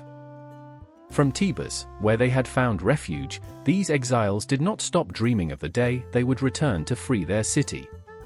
Each sunset looked towards the Esure, towards the Acropolis, and they promised that the chains that now wrapped Athens would be broken. And when the oppression of the 30 reached its cruelest point, the wind changed. One night, under the darkness that covered the port of El Pireo, after Bill and his men they landed secretly. They were not many, but each of them carried in their hand something stronger than a sword, the conviction that Athens should be free. Step by step, they advanced, gathering allies in the hills and neighborhoods that surrounded the city. Fear was no longer enough to stop them. The rage accumulated by citizens, subjected to tyranny for months, began to boil. The confrontation soon arrived. The forces of the 30s, led by Critias, went to meet him. The battle was short, but decisive. Critias fell into combat, and with his death, the regime that had sown terror began to crumble. The Spartans, who supported the 30s, opted for prudence. Sparta had begun to understand that maintaining control of Athens with iron would only bring rebellion after rebellion. And then the unthinkable happened. In a gesture that reflected the very essence of democracy, after Bill and resistance leaders offered something that few expected: amnesty. Athens would not seek revenge against those who had collaborated with the 30s, except against the main responsible. Forgiveness spread like a breeze that calmed the open wounds. It was an act of courage, but also of wisdom. Athens could not be rebuilt on the rubble of a new civil war. Unity was the only hope. Democracy returned, but Athens was no longer the same city before. The Peloponnese War had left deep scars, and trust among citizens would take to restore. However, the return of freedom brought with it a wave of renewed vigor. The assemblies again summoned in the Agora, and the voices that had been silenced by the 30s found their space again. Laws were approved to protect democracy from future threats. Mechanisms were instituted to prevent power from concentrating on a few. The memory of the 30s became a living warning: Athens would not fall into tyrants' hands. But not everything was a return to normal. The tyranny experience changed the way the Athenians saw the world. The policy became more cautious, and the debates in the Agora reflected a city that had learned that democracy was not invulnerable. It was fragile, and had to be protected not only with laws, but with the constant surveillance of its own citizens. In the midst of this restoration, Socrates kept touring the streets, asking, questioning, bothering. For many, it represented the spirit of Athens, uncomfortable but necessary, a reminder that uncomfortable truths should not be ignored. But not everyone saw it that way. The restoration of democracy brought with it the need to seek responsible, and the shadow of tyranny led some to see in Socrates a dangerous figure. Athens had recovered his voice, but the echo of war and tyranny would never be erased at all. However, the city, even in its weakness, was still the lighthouse of Greece. His democracy, imperfect and fragile, continued to shine. On the horizon, new threats signed, but for now, the Athenians walked again with their heads high, knowing that, although the time of glory had passed, the flame of freedom still burned. Sparta had reached the top of Greece with the edge of his spear, but the top, like a battlefield, did not offer rest. The warriors who had left undefeated for decades now looked around and found no glory, but cracks that extended from the heart of their city. The dominance over Greece, which seemed solid after the defeat of Athens, began to crumble long before Sparta could enjoy his victory. Spartan power was based on military force, but that force was sustained on a precarious balance. The Spartiates, the citizen sprouts that formed the elite of Sparta, were reduced with each conflict. The lands remained, but the hands to defend them became scarce. The constant wars, the losses in battle, and the strict laws of citizenship exhausted the reserve of men who could be called true Spartans. Meanwhile, the Ilotes, the undergoing population that worked the land, grew in number and resentment. The threat of an internal rebellion was as dangerous as any external enemy. Sparta's allies began to question their leadership. Corinth and Thebes, who had fought with Sparta against Athens, no longer look at the Spartan domain. Allied cities, who expected freedom after the fall of Athens, found new chains, only now with the Sparta brand. The disappointment grew, and with her, the desire to free himself from the Spartan yoke. Thebes was the first to openly challenge Sparta. The rivalry that had remained latent for years broke out in an open conflict. Sparta, confident in his military superiority, underestimated the Thebanos spirit. The Battle of Leucra was the breakdown. Under the command of Epaminondas, the Thebanos introduced a tactic that would forever change war in Greece, a bleak formation. The Spartans, who believed were invincible in land combat, were defeated in the field where teachers were considered. Leucra's news resonated as a thunder throughout Greece. Sparta had not only been defeated, it had been humiliated. For the first time, the myth of Spartan invulnerability collapsed. The allies began to defect, and the polis subjected by Sparta saw in the defeat the opportunity to get up. The Boeotia League, led by Thebes, consolidated itself as a new force, while Sparta retired to lick her wounds. But the deepest wound was not the defeat in Leucra, but what followed. Epaminondas did not stop there. He marched to Laconia, something that no army had done in centuries. The Spartan lands, protected by the belief that no one would dare to invade them, were seen under the siege of enemy troops. The Ilotes took the moment to rebel, and Sparta, for the first time, felt the fear of losing everything. Messenia, who had been subjected for centuries, was released, depriving Sparta from one of her main sources of wealth and resources. Spartan hegemony collapsed in a matter of years. The city that had ruled with iron and discipline was now reduced to a regional power, struggling to maintain its influence on the Peloponnese. The Spartans, who had considered the guardians of the Greek order, watched from the walls of their city how other polis rose, while they fell into irrelevance. However, the fall of Sparta did not bring peace to Greece. The power void unleashed new struggles, and Thebes, although victorious, failed to maintain control for a long time.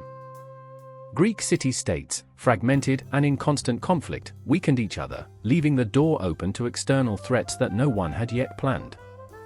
On the horizon, Macedonia began to strengthen himself under the shadow of Philip II, and Sparta, like the rest of Greece, was not prepared for what was to come. The dawn that followed the fall of Sparta did not bring Greece calm.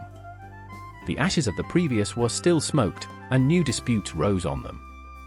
Athens, Thebes, Corinth and Sparta, wounded but not defeated, continued to move their armies through the battlefields, as if the war cycle were part of the inevitable destiny of the Greek polis.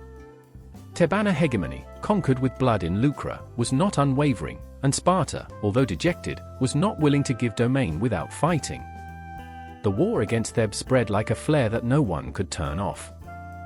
Sparta, driven by the desire for revenge, forged new alliances, gathering ancient rivals under a common cause, stopped the Theban advance before the new absolute power in Greece was consolidated.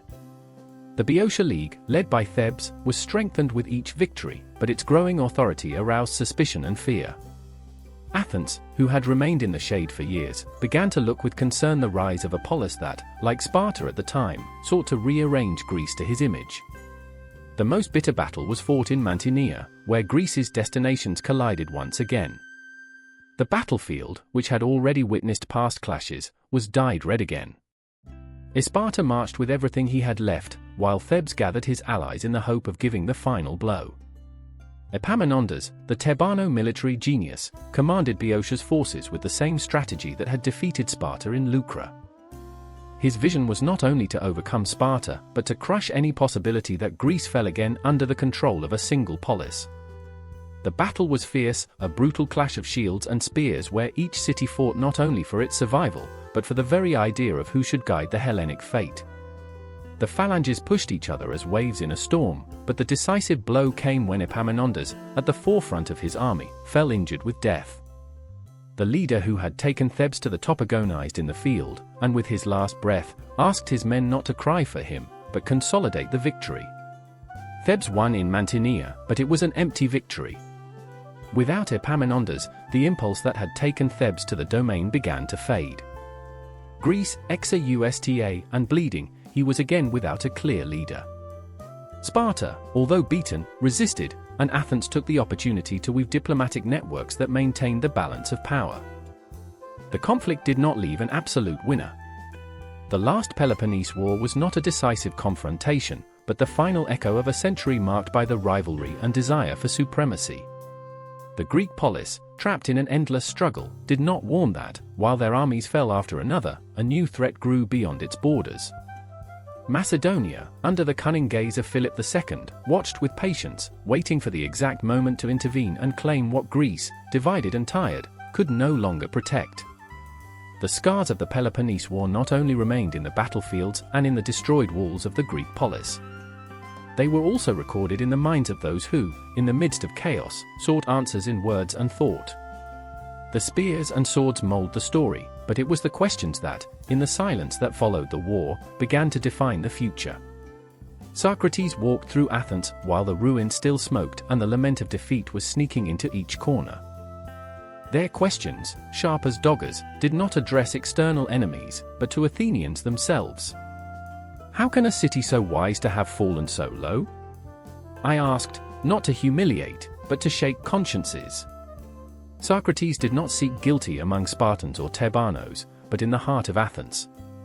The war, he said, had revealed something deeper than the rivalry between polis, ignorance disguised as wisdom. Men believed to know what was fair, which was good, but in the end, decisions were made with pride and greed, not with virtue.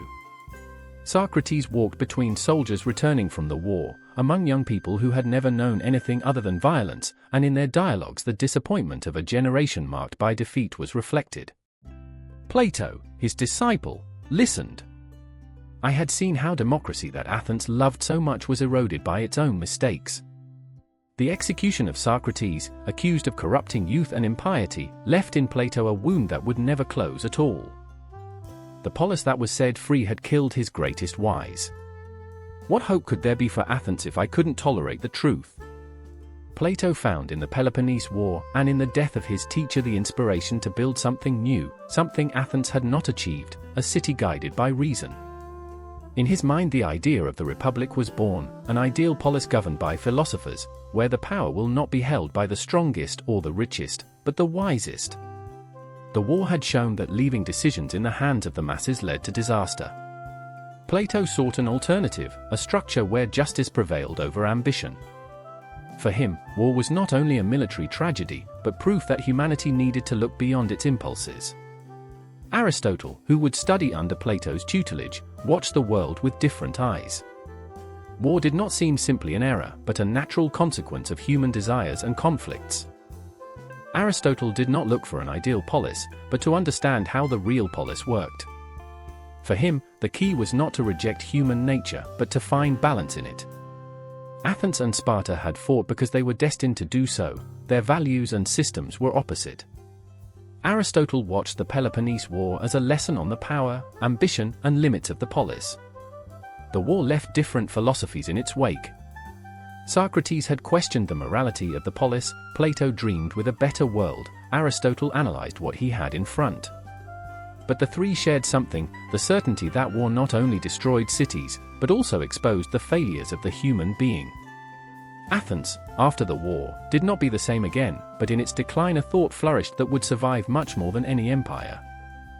While Sparta and Thebes fought for the domain of Greece, in the shadows of the academies and agoras ideas were born that, centuries later, would influence kings, generals, and citizens around the world. The Peloponnese War had burned Athens' foundations, but on its ashes, philosophy grew as the last act of resistance. Thucydides did not write to entertain. His pen did not seek to decorate reality with fantasy, or transform the generals into epic heroes. He wrote because the truth burned with his eyes, and the Peloponnese War deployed with a rawness that he did not need ornaments. Every word that left in its manuscripts weighed like a stone on the reader, because Thucydides did not want anyone to forget. Abai had seen with his own eyes the plague that Athens devoured from within, the ambition of Pericles, the fury of Sparta, and the betrayal of his own compatriots. He was general and witness, and when the war snatched his position, he decided that the only way was to tell it, as it was, without masks, without lies. The history of Thucydides did not offer comfort. As their stories advanced, the glory that Athens once had crumbled slowly, as a cracked statue that falls under its own weight. In his work, the war is ruthless and does not distinguish between winners and defeated. When he describes the massacre of Melos, he does it with the same coldness as a sculptor sculpts the stone. Athens, blind for his desire for control, demanded the surrender of the small island. The Melios begged, but the words were useless. Thucydides did not need to dramatize him. The Athenians killed men and enslaved women and children. And what remains in memory is not the fact, but the words that Athens pronounced before the attack: the strong do what they want, and the weak suffer what they should. The war, for Thucydides, was not just an army struggle. It was a reflection of human nature, of the ambition that overflows borders and the fear that drives the polis to betray their values. He did not condemn, he did not praise. It was limited to showing the inevitable: war turns nations into shadows of themselves. The figure of Pericles emerges in his stories as the leader who understood the fragility of Athens, but even he, the strategist who had sustained the polis, could not save her from her own pride. Thucydides describes the famous funeral discourse of Pericles, where the leader exalted democracy and sacrifice of the fallen. However, he soon overflowed the streets and killed Pericles. The same crowds that acclaimed him blamed him for his misfortune, and Athens, without his guide, began to get lost in internal struggles. The story of the expedition to Sicily is another relentless blow. Athens, confident in his naval supremacy, sent his fleet to the west to conquer Syracuse. Thucydides narrates the disaster with surgical precision. The fleet was destroyed, and the soldiers who survived were captured, forced to starve in stone quarries. There was no honor in that defeat, just silence and death. But what differentiates Thucydides from other historians is the absence of gods. Unlike Herodotus, who saw the hand of fate in each victory or tragedy, Thucydides did not appeal to the divine whims. For him, the war was the work of men, and the consequences, inevitable. The decisions taken by the leaders resonated as echoes in history, and each era was paid with blood. The voice of Thucydides continues to resonate centuries later because their words do not belong only to the Peloponnese War. He speaks of universal conflicts, of the immutable nature of humanity. History is a treasure forever, he wrote, because he knew that somewhere, at some time, another polis would make the same mistakes, and his writings would be a warning that few would hear. Thucydides died before finishing his work. His story is suddenly interrupted, as if the war itself had silenced him. But what left behind was not an incomplete story. It was a mirror where every civilization that has since been looked at and see the reflexes of its own ambition, fear and fall. The Spartan shield was not abandoned. Returning without him was to return dishonor, and losing it meant one thing, fleeing the battlefield. For the Spartans, there was no more shame than to survive at the expense of duty. The war was not only a proof of force, but of character, and heroism was not measured by the victories obtained, but by the disposition to die with the spear raised and the eyes fixed in the enemy. Since children, the Spartans were forged as living weapons. I rang it, that brutal training system did not look for strong men, but warriors who were as resistant as iron and as loyal as a shadow. At 7, children were torn from their homes and thrown into a world where compassion was seen as a weakness. They learned to endure hunger, pain, and cold, and when one fell, he did not hold out his hand. Raising was his only option. Heroism, for the Spartans, was not born of great gestures or lit speeches. It was silent, it was reflected in the eyes of the hoplites marching in closed formation, aware that perhaps they would not return, but without questioning the order to advance.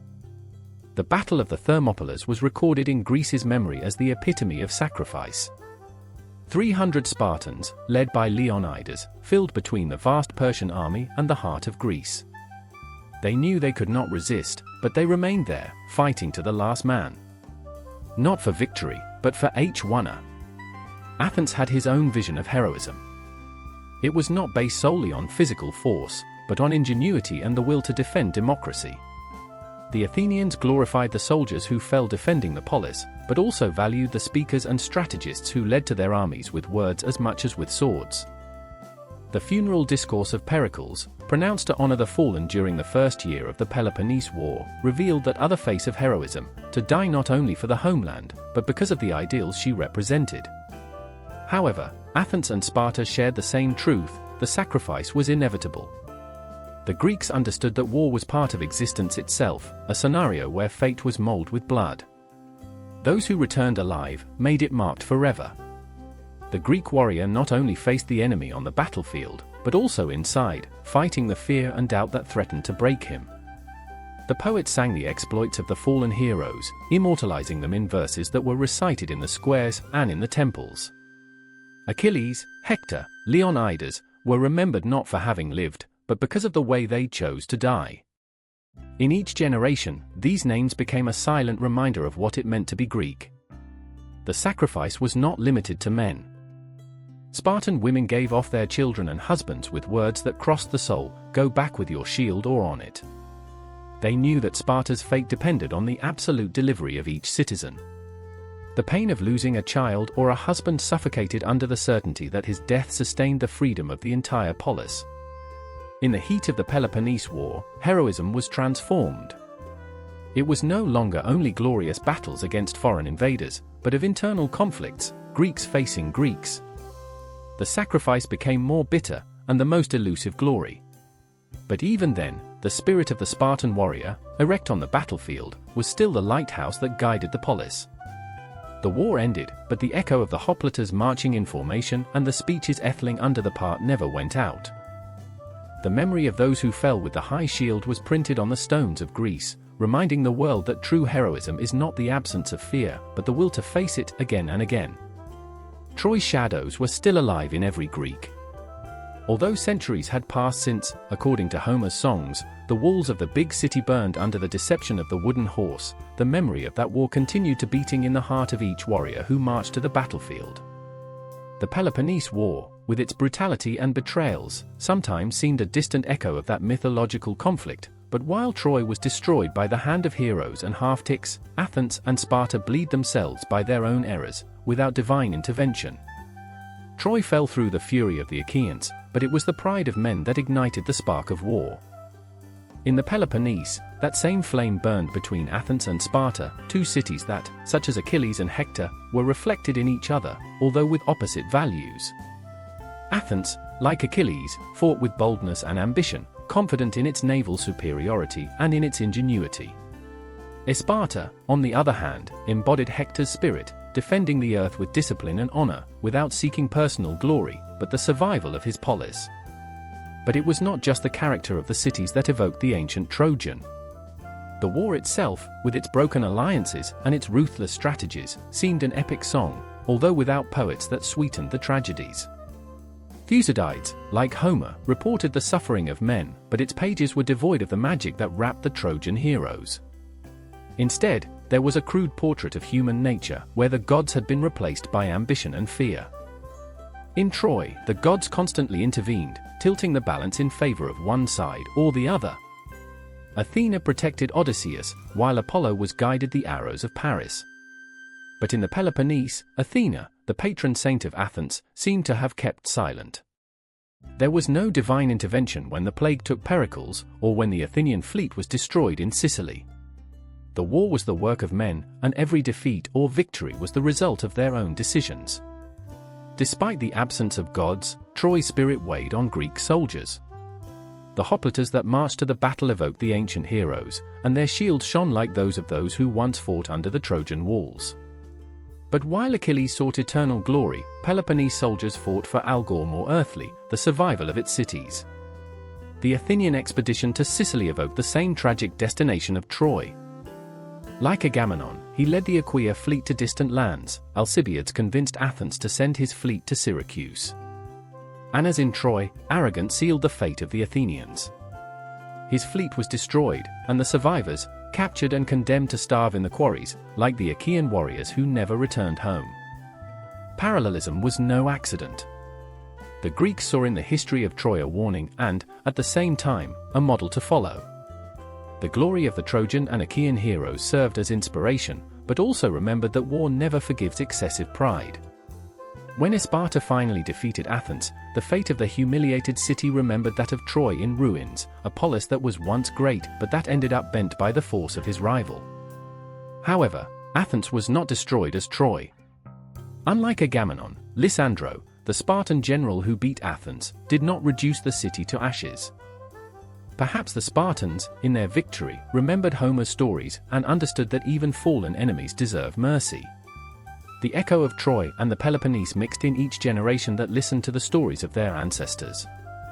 Because, although the gods had vanished from the narrative, the war remained the same, the story of men who fight, betray, resist and, finally, fall. The faces of the Peloponnese War were not simple names carved in stone, but shadows that rose in every corner of Greece, figures that embodied the passions, ambitions, and tragedies of an era that crumbled between the heat of weapons. Each of them, from the resonant speeches of Pericles to the betrayals of Alcibiades, carried with them the weight of the destiny of its cities. Pericles, the Athens architect, did not watch a sword, but his words were as sharp as any Spartan spear. Under his leadership, Athens shone like never before, erecting temples and extending his power by the Aegean.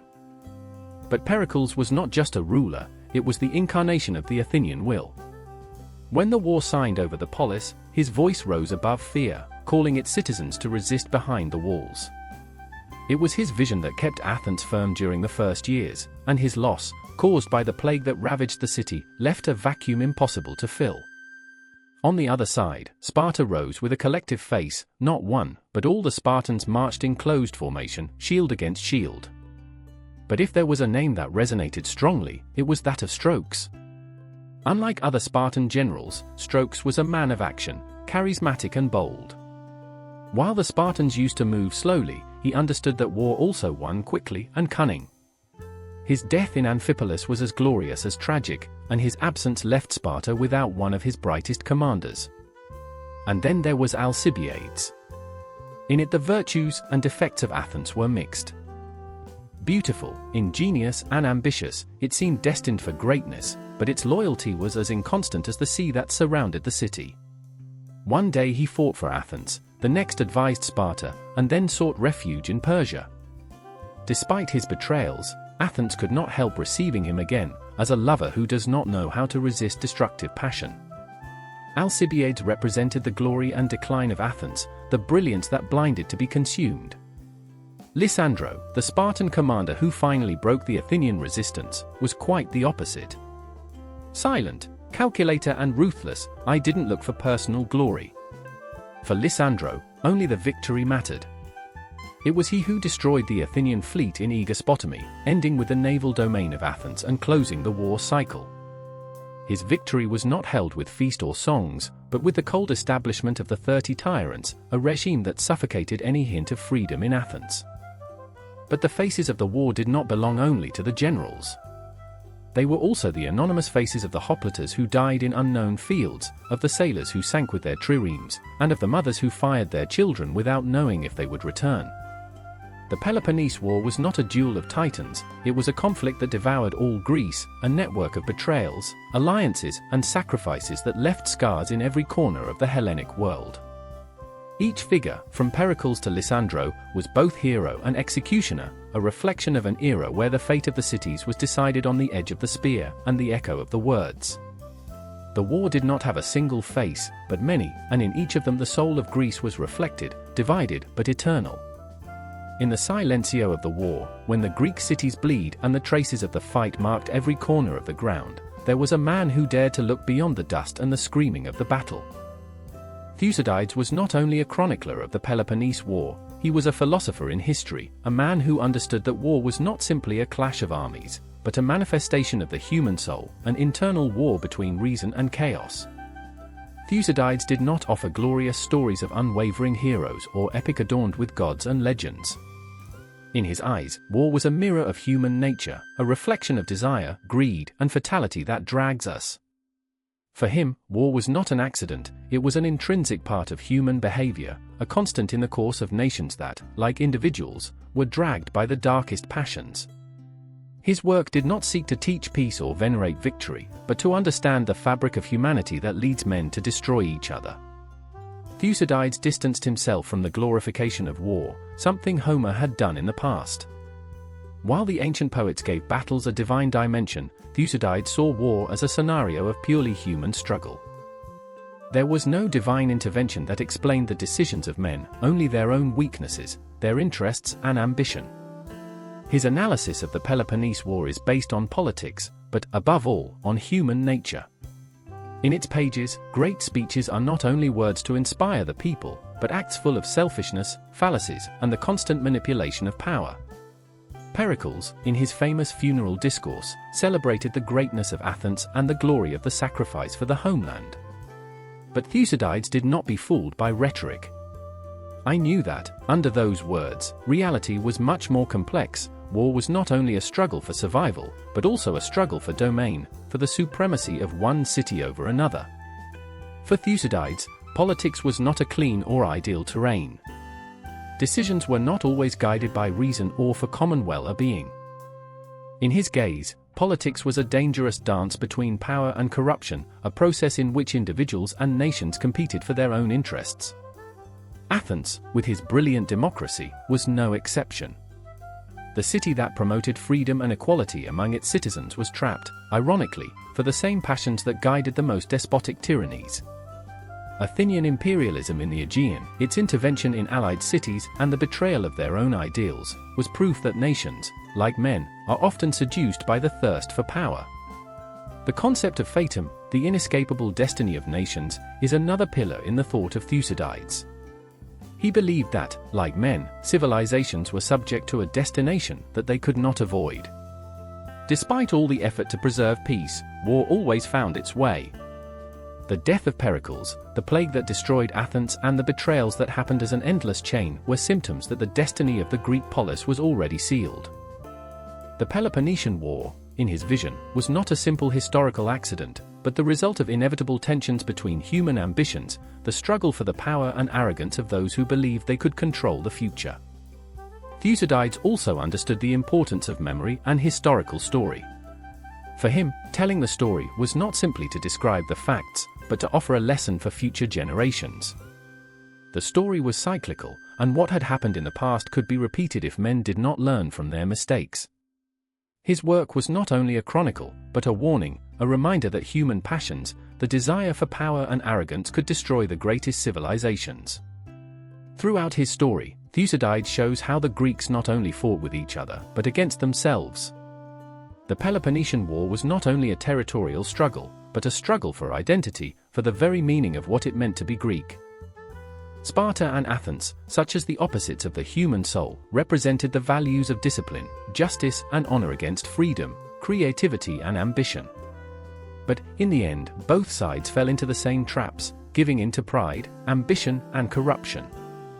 Thucydides' thought remains a deep reflection on human nature, a call for attention to the dangers of war, power, and destiny. In its pages, nations are not heroes or villains, they are only men who, under the pressure of the circumstances, seek their survival, although they often do it at cost of his own soul. War, in his vision, is not only a struggle for earth or power, but a struggle for the very soul of humanity. The last breeze of glory that Athens had stroked slowly extinguished, stifled by the deafening sound of war drums. For decades, the city had been the cultural lighthouse of Greece, the place where philosophy, arts, and democracy flourished as flowers in spring. But the Peloponnese War, like a dark shadow, spread about everything Athens had built. The splendor of the city crumbled not only because of military defeats, but for the invisible wounds that were made in the heart of their identity. Athens was never just a city, it was a symbol. The Acropolis, with its majestic part, represented the perfection of culture and human thought. It was there that Socrates questioned the basis of morality, where philosophers discussed the soul and justice, where the plays of Sophocles and Euripides sought to explore the limits of human suffering. But all this began to fade, as if the muses themselves had left before the arrival of the war. The war, beyond battles and campaigns, was a war against the soul of Athens. The plague that killed Miles, including the central figure of Pericles, left a void that could never be filled. The death of its leader was not only a political loss, but a blow to the spirit of the city. Pericles was the face of Athens, the representation of the democratic ideal and the vision of a glorious future. Without it, the city fell into disorientation, unable to sustain its cultural and political hegemony. While Athens struggled to survive in the front, something else was falling apart inside. The war began to drag with it the system that had made possible the greatness of Athenian democracy. In its darkest moments, when the weight of the war became unbearable, the people of Athens allowed tyranny to settle in its streets. The 30 tyrants, imposed by Sparta, took control of the city, destroying any hint of freedom that had characterized the polis. It was a humiliation for the city that had been the cradle of democracy, and that blow to its identity also meant the end of its cultural height. The war also meant the collapse of the wealth that the arts and sciences had supported. Athens's resources, which previously allocated to the beautification of the city, the construction of temples, the organization of festivals, and the sponsorship of artists, were now redirected towards war and survival. The tragedies of Aeschylus, Sophocles, and Euripides, which were previously represented before thousands of spectators, were now eclipsed by the horrors of war. The philosophy schools, which flourished in La Paz, began to lose their influence as people concentrated on the struggle for survival. The city became increasingly deafened by the noise of weapons, and cultural creation vanished before chaos. Even the great philosophers of the time, like Socrates, who saw in the war a manifestation of the worst human passions, could not escape the environment of violence. Although his teachings would transcend, in his time Athens was trapped between the fire of war and political decline. The thinker who opposed the military ambition and sought virtue as the ultimate goal saw how the character of his city was diluted in the constant struggle. The final defeat in the Peloponnese War, although physical, was also an intellectual and cultural defeat. Athens, which had been the heart of philosophy, science, and arts in Greece, could no longer support his role as a cultural leader. Sparta's victory, although political and military, did not mean the rebirth of a new era of greatness. Sparta, with its rigid military system, did not share the vision of Athens for art, free thinking, and individual expression. Spartan hegemony was a victory over freedom and creativity that Athens had cultivated for so long. The city of Athens, after the war, was fractured, exhausted and exhausted. Its citizens had been dragged by the violence of internal conflicts, political instability, and personal tragedies. The idea of a glorious Athens, the city that celebrated democracy and critical thinking, was replaced by an Athens that only existed in memories, a city that once was the jewel of Greece, but which was now eclipsed by the shadow of his own decline. The end of the Golden Age of Athens was not only the end of a period of cultural splendor. It was the closure of a cycle in Greek history, a bitter lesson on the limits of human greatness, about how even the most brilliant cities can succumb to the weight of their own contradictions. The Peloponnese War not only destroyed Athens' walls, but also his soul. The glory of Athens was not destroyed by an external enemy, but by the same human arrogance that once led to the top. The Peloponnesian War, a conflict that shook the foundations of Greek cities and disrupted the course of history, left an indelible mark on the military strategy that endured long after its conclusion. It was not only the victories and defeats on the battlefield that marked their legacy, but the lessons that emerged from it. Throughout the centuries, philosophers and strategists immersed themselves in the analysis of this conflict, seeking to understand the dynamics of power, the tactics used, and the principles that defined the confrontation between Athens and Sparta. What began as a clash between two powers in ancient Greece soon became a strategy school for future generations, a study model on war, leadership, and politics. From the moment Thucydides began to tell war events, his work was established as an observation manual on human nature in conflict. Thucydides was not only a historian, he was an insightful observer of power dynamics, and his analysis of the Peloponnese War, with his focus on human motivations, the internal policy of the cities, and the decisions of the leaders, he laid the foundations of many concepts that later they would develop in the science of war. His perspective on realpolitik, the struggle for power without idealistic moralities, showed that, beyond ideologies, war is a struggle of interest that can make nations change course through their own mistakes. One of the most significant elements that the Peloponnese War taught was the importance of the naval strategy. Athens, with its impressive fleet, began the war with a clear advantage over Sparta, whose army was stronger on land. The naval supremacy of Athens, and the use of its navy to project power and maintain control of the Aegean resources, became a key lesson for subsequent strategists.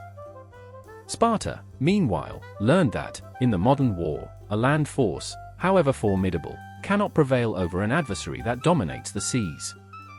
The Battle of Aegospotami, in which Sparta, with the help of Persia, defeated the Athenian fleet, illustrated the principle that the war is not only a matter of direct military force, but also of alliances, intelligence and, crucially, the resource control. The strategic thinking developed from the Peloponnese War focused on the analysis of competition forces. Although the Greeks already understood the importance of logistics and resources, this conflict made it clear that numerical superiority is not always decisive. The Peloponnese War showed that victories do not depend solely on the number of troops, but also on morality, internal policy, and resilience of a nation. Strategies such as prolonged war, wear and weary war, were addressed with a new depth by the thinkers of the time, and their influence lasted in later centuries. The case of Alcibiades, whose ability to change the side and manipulate political circumstances, became a study of how politics and war are indissolubly connected. Alcibiades understood that power is not only conquered on the battlefield, but also in political halls and external alliances. The ability to form and break alliances, the use of diplomacy as an extension of the military strategy, was an aspect that military leaders of later times, such as Julio César or Napoleon, would also use to obtain decisive advantages in their own wars. The Peloponnese War also had a deep impact on the development of morality theory in war. Thucydides, when recounting the atrocities and injustices committed by both parties, showed that military decisions are not always governed by honor or justice, but by a cold evaluation of the need for survival. The famous intervention of the Athenians in Melos, where, after a brutal siege, exterminated the men of the island and enslaved women and children, it is an example of how war strips nations of any moral claim. This episode, which portrays the ruthless logic of the war, left an indelible mark in the way in which the subsequent scholars and the military would see war not as a struggle for virtue, but as an unscrupulous confrontation, in which the power, strategy, and survival are the only factors that count.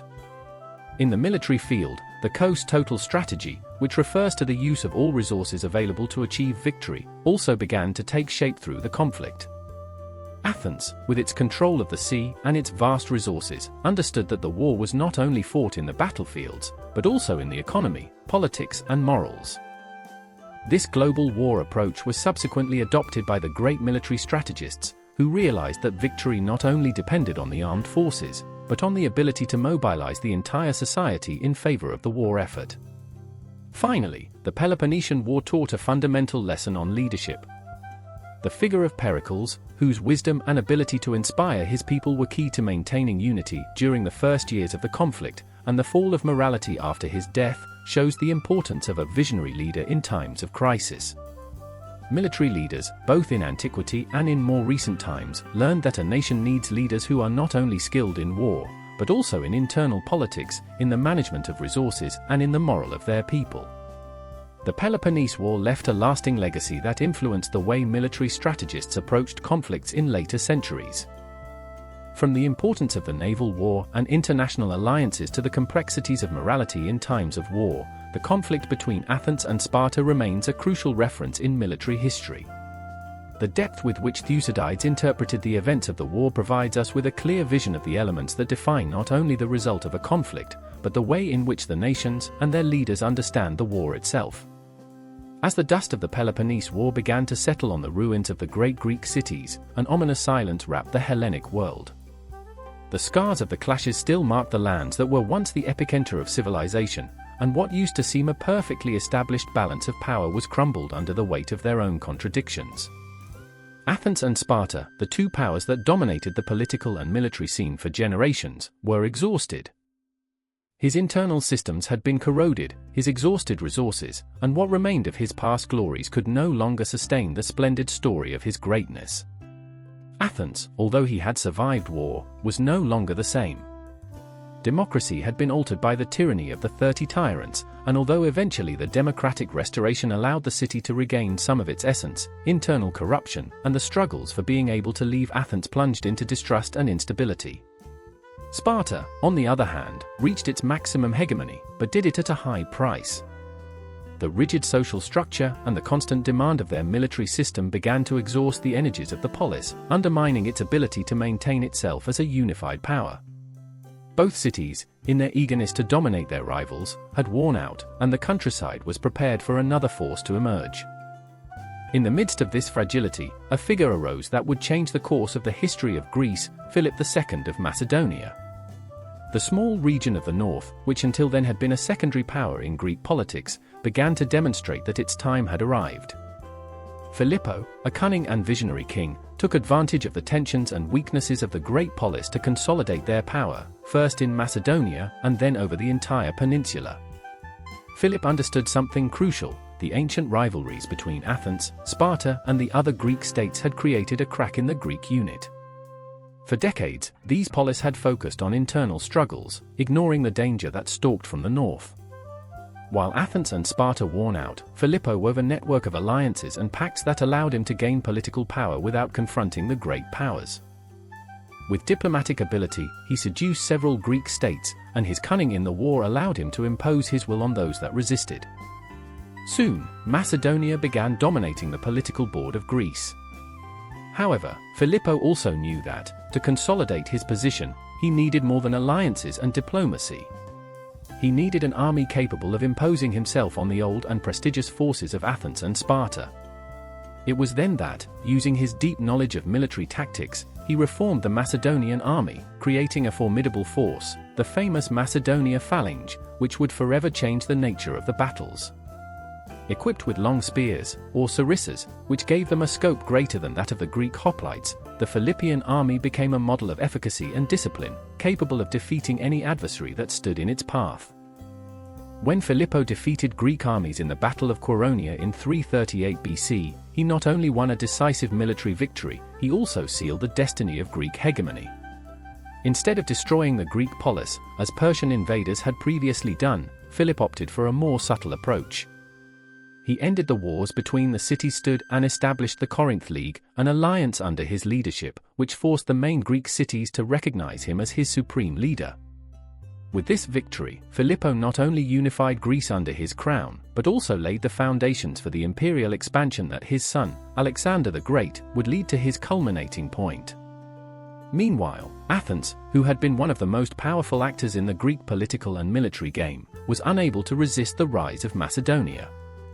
Although he tried to resist, with his wounded pride and his old vanished glory, Athens no longer had the strength or internal cohesion necessary to face Philip. Sparta, meanwhile, was no longer the military power of yesteryear, weakened by the numerous wars, internal tensions, and lack of resources. The vision of a world ruled by the ancient Greek polis vanished, and what seemed unthinkable a few years before became a reality. The dream of a unified Greece under the leadership of a single power became a specific threat. The fall of Greek hegemony did not mean, however, the end of Greek culture. In fact, despite Macedonia's domination, language, customs, and Greek ideas would continue to spread due to the vast empire that Alexander the Great forged would. The conquests of Alexander the Great, son of Philip coming. In that sense, the dismemberment of Greek hegemony did not mean the oblivion of its ideals. On the contrary, it allowed these ideas to merge with other cultures, creating a new phase in the history of the ancient world, known as Hellenistic. Instead of destroying the Greek culture, Philip and Alejandro expanded, adapting it and transforming it, but without losing its essence. The fall of Athens and Sparta, although devastating for the old polis, was the prelude to a new era of cultural influence that, paradoxically, originated in the same Greece that had been so devastated by war. The history of the dismemberment of Greek hegemony, therefore, is not just a story of defeat and decay. It is a history of transformation, how the ancient empires disintegrate, only to give way to new forms of power and culture that will continue to influence the world for centuries. And, while the old Greek polis fell, a door was opened towards a future in which the influence of ancient Greece would expand far beyond the confines of their city-states.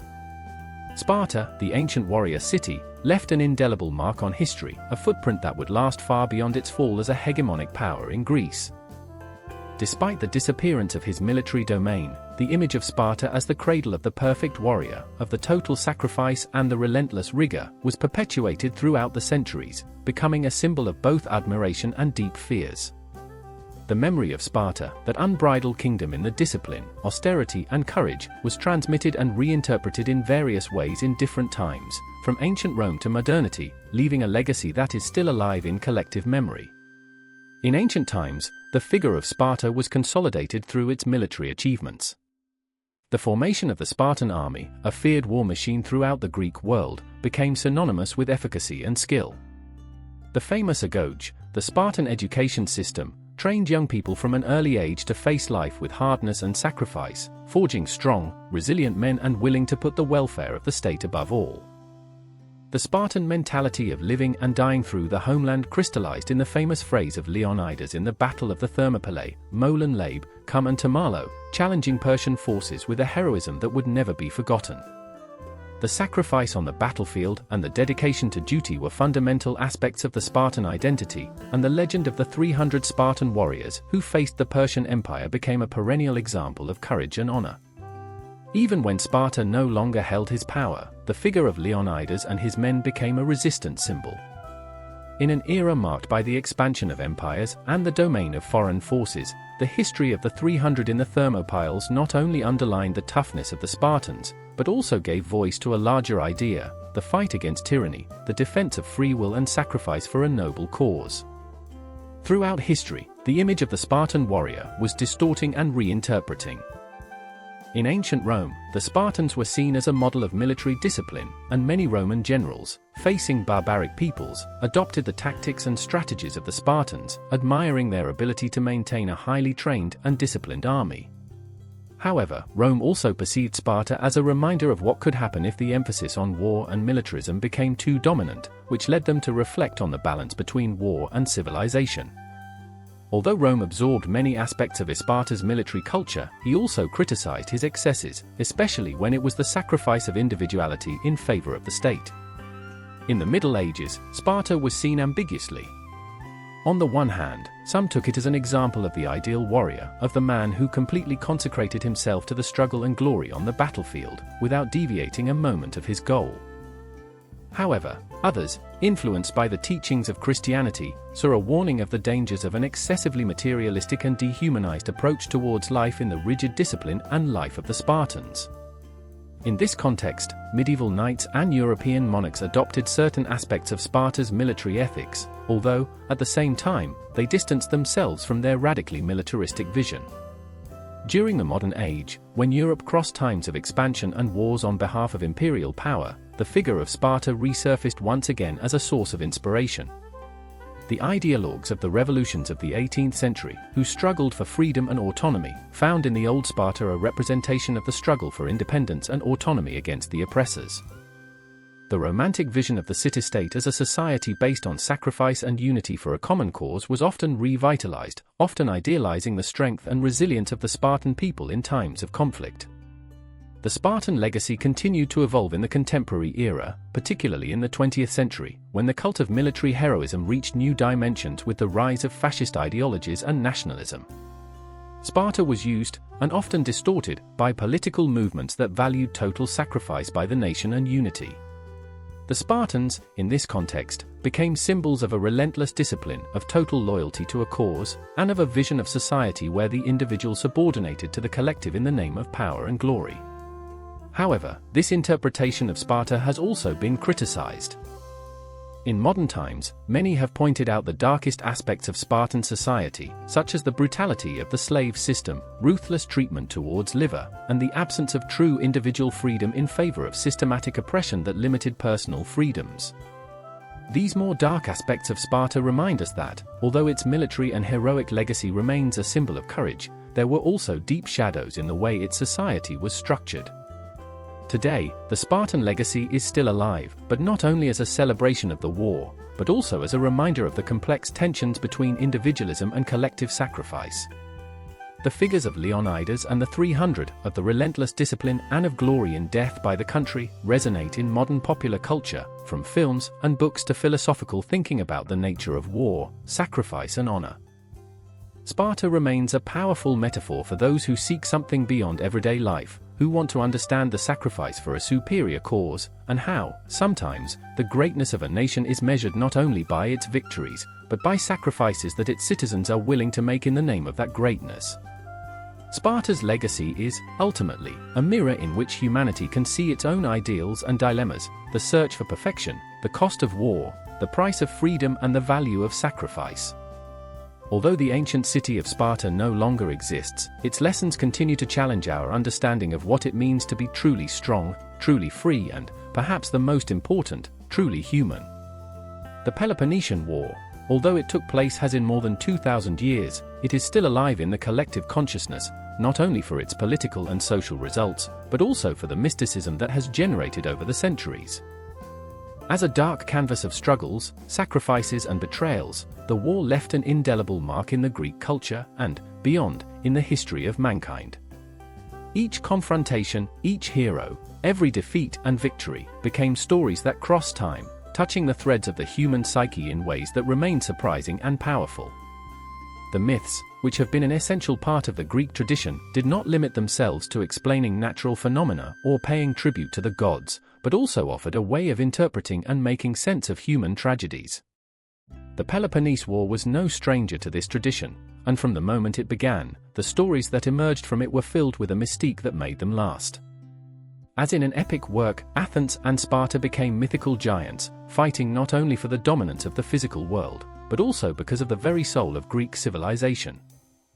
Each battalion that was enlisted not only sought military victory, but, like mythological heroes, they pursued immortality through their actions. The figure of Pericles, in its great speech, not only invoked the glory and greatness of Athens, but also the search for collective immortality, the promise that the sacrifice of a people would not be lost in oblivion. War was not just a political conflict, but a war on memory, by legacy. Each soldier, each leader, wanted to be remembered, not as a common man or woman, but as someone who had challenged the gods and destiny, achieving immortality through their struggle. Sparta, with its rigid and militaristic approach, is also inserted into the world of myths. Its structure and its values were similar to those of the ancient Greek heroes: the sacrifice for the country, the supremacy on the battlefield, and the total detachment of the mundane in the name of a superior ideal. The Spartans not only fought for the glory of their city, but for a mythical ideal of strength, discipline, and courage. The figure of Leonidas and its 300 warriors has been high to an almost divine level. The history of the Battle of Thermopylae is told not only as a victory or defeat, but as a manifestation of the fight against the impossible, against destiny itself. The Spartans, in their sacrifice, become mythical, immortal figures in collective memory. However, despite the apparent greatness of war myths, there is also an inherent tragedy in the mystique of war. The narration of the battles does not stop in the victories, but also captures the despair, pain, and emptiness that accompany the defeats. The fact that Athens, once glorious, ended up defeated and ruined by the same forces he had used for his ascent, becomes a tragic lesson that resonates over time. In the myths of the Peloponnese War, there is a shadow that looms over greatness, the eternal question of whether the price of victory justifies the suffering that is imposed. That tension between glory and suffering is still reflected in modern wars. The stories that arise from the war contests continue to speak of the same contradiction that the Greeks experienced: the desire to leave a mark in history through sacrifice, but at the same time the inevitable emptiness that leaves destruction. As in the myths of ancient Greece, the war is portrayed as a monster that the heroes must face, but that, in the long run, devours both the victors and the defeated. The mystique of the Peloponnese War, therefore, is not only a song to courage, but also a warning about the dangers of falling into the trap of pride and glory at all costs. Today, the legends of the Peloponnese War are still relevant because they offer a window to universal human struggles. Greek city-states of Athens and Sparta represent more than two confronted military powers; they embody two visions of life itself. Athens, with his democracy, his cultural flowering, and his commitment to reason, is a reflection of the struggle for freedom and creativity in a world that often demands compliance. Sparta, meanwhile, represents the individual's sacrifice in pursuit of the collective, extreme discipline and obsession with military perfection. These are tensions that remain in force today, when the world seems divided between the desire for individual freedom and the imperative of collective unity, between the struggle for power and fear of the consequences that can derive from that struggle. Through the centuries, the mystique of the Peloponnese War has remained relevant because it plays the same emotional fibers as in ancient times. The history of Pericles, Leonidas, Alcibiades, and of many others, is not only a story of warriors who face on the battlefield, but also a reflection on sacrifice, morality, ambition, and mortality. These stories continue to speak to our human nature, to our desire to transcend, to leave a legacy, and at the same time, to our fear that that same desire destroys us. Today, as in ancient times, war remains seen as a struggle between opposite forces, but also as a reflection of the internal struggles of the human being. The myths of the Peloponnese War are not just stories of a distant past, they are stories of who we are, what we fear, and what we aspire to be. In the mystique of war, we find both glory and fall, the hero and the villain, and, most importantly, the eternal lessons that remain as valid now as they were more than 2,000 years ago. Classical Greece, in its peak, was a lighthouse of knowledge, art, and philosophy. His achievements in the field of arts, politics, and science deeply influenced the evolution of Western civilization. But like any empire that reaches its maximum point, its fall also came. The last sigh of classical Greece was not just a military defeat or a change of power, it was the recognition that an era, with all its ideas and achievements, was coming to an end, giving way to new times, to new forces that would reconfigure the known world. Democracy, that dream so longed for by its citizens, began to wobble under the weight of personal betrayals, interests, and internal struggles. The impact of the fall of Athens was deep, not only for the Athenians, but for the entire region. But while the Greek world crumbled, a new reality began to mold on the horizon: the ascension of Macedonia. Greece's eyes, so focused on their internal struggles, did not see Philippo II, whose expansionist vision would dismantle the political structures of the Greek polis and unite the entire region under a single flag. Philip and his son Alexander the Great carried out what seemed impossible, establishing the greatest empire that the world had seen so far. But in doing so, the world of independent polis disappeared, that world that had been the cradle of democracy and critical thinking. The end of classical Greece did not mean the total disappearance of its achievements. On the contrary, Greek influence lasted, but now it was Hellenistic culture that took over. Although classical Greece disappeared as a political entity, its ideals survived through the conquests of Alexander the Great, who extended Greek ideas by vast regions, from Egypt to India. This diffusion of Hellenic culture allowed Greek philosophy, art, and science to merge with Oriental cultures, creating a unique mixture that would influence the subsequent development of Rome and, eventually, in Western culture. The cultural heritage of Greece was integrated into the vast Roman Empire, where Plato's philosophical ideas, Aristotle and Socrates, among others, would continue to be studied and venerated for centuries. Through Rome, Greek thought was preserved and transmitted to posterity, influencing the great intellectual revolutions of the Renaissance, which marked the return to classical ideals in medieval Europe. The idea of democracy, although transformed and adapted, remained alive, and the literary and philosophical works of the Greeks became the pillar of Western education. Even when classical Greece was politically overcome, its shadow was still lengthening over the centuries. The fall of the great Greek city-state symbolized the disappearance of a social and political model that had shaped a unique civilization. Athenian democracy, with its defects and its limitations, represented a human attempt to build a system that recognized the dignity and freedom of the individual. Sparta, with her discipline and her emphasis on the unit, offered another model, one where the personal sacrifice was subordinated to the well-being of the collective. Both cities, although opposite, offered powerful visions of what a society could become, and both, in some way, would continue to influence the political and social thought of posterity. The last sigh of classical Greece was also a farewell sigh of a way of seeing the world, where philosophy was the guide for the understanding of life, and democracy was the hope of building a more just society. However, that end did not mean oblivion, but the beginning of a new stage of influence. Greek philosophy, Homer's poetry, the tragedies of Sophocles and Euripides, and the teachings of the great teachers continued to exist, not as a relic of the past, but as a living source of wisdom. Today, classical Greece remains the root of our Western culture. Although the great polis no longer exists, their ideas are still fundamental in the debates about power, justice, morality, and human being. The concept of democracy, the search for truth through reason, the importance of education, and love for art and beauty continue to be values that define us as a society. Greece, despite his fall, remains the mother of our civilization, and his teachings continue to resonate in every corner of the world. Classical Greece, although exhausted and defeated, bequeathed to humanity a vision of the world that transcended its time. His fall marked the end of an era, but also, at the same time, the beginning of a legacy that will never disappear.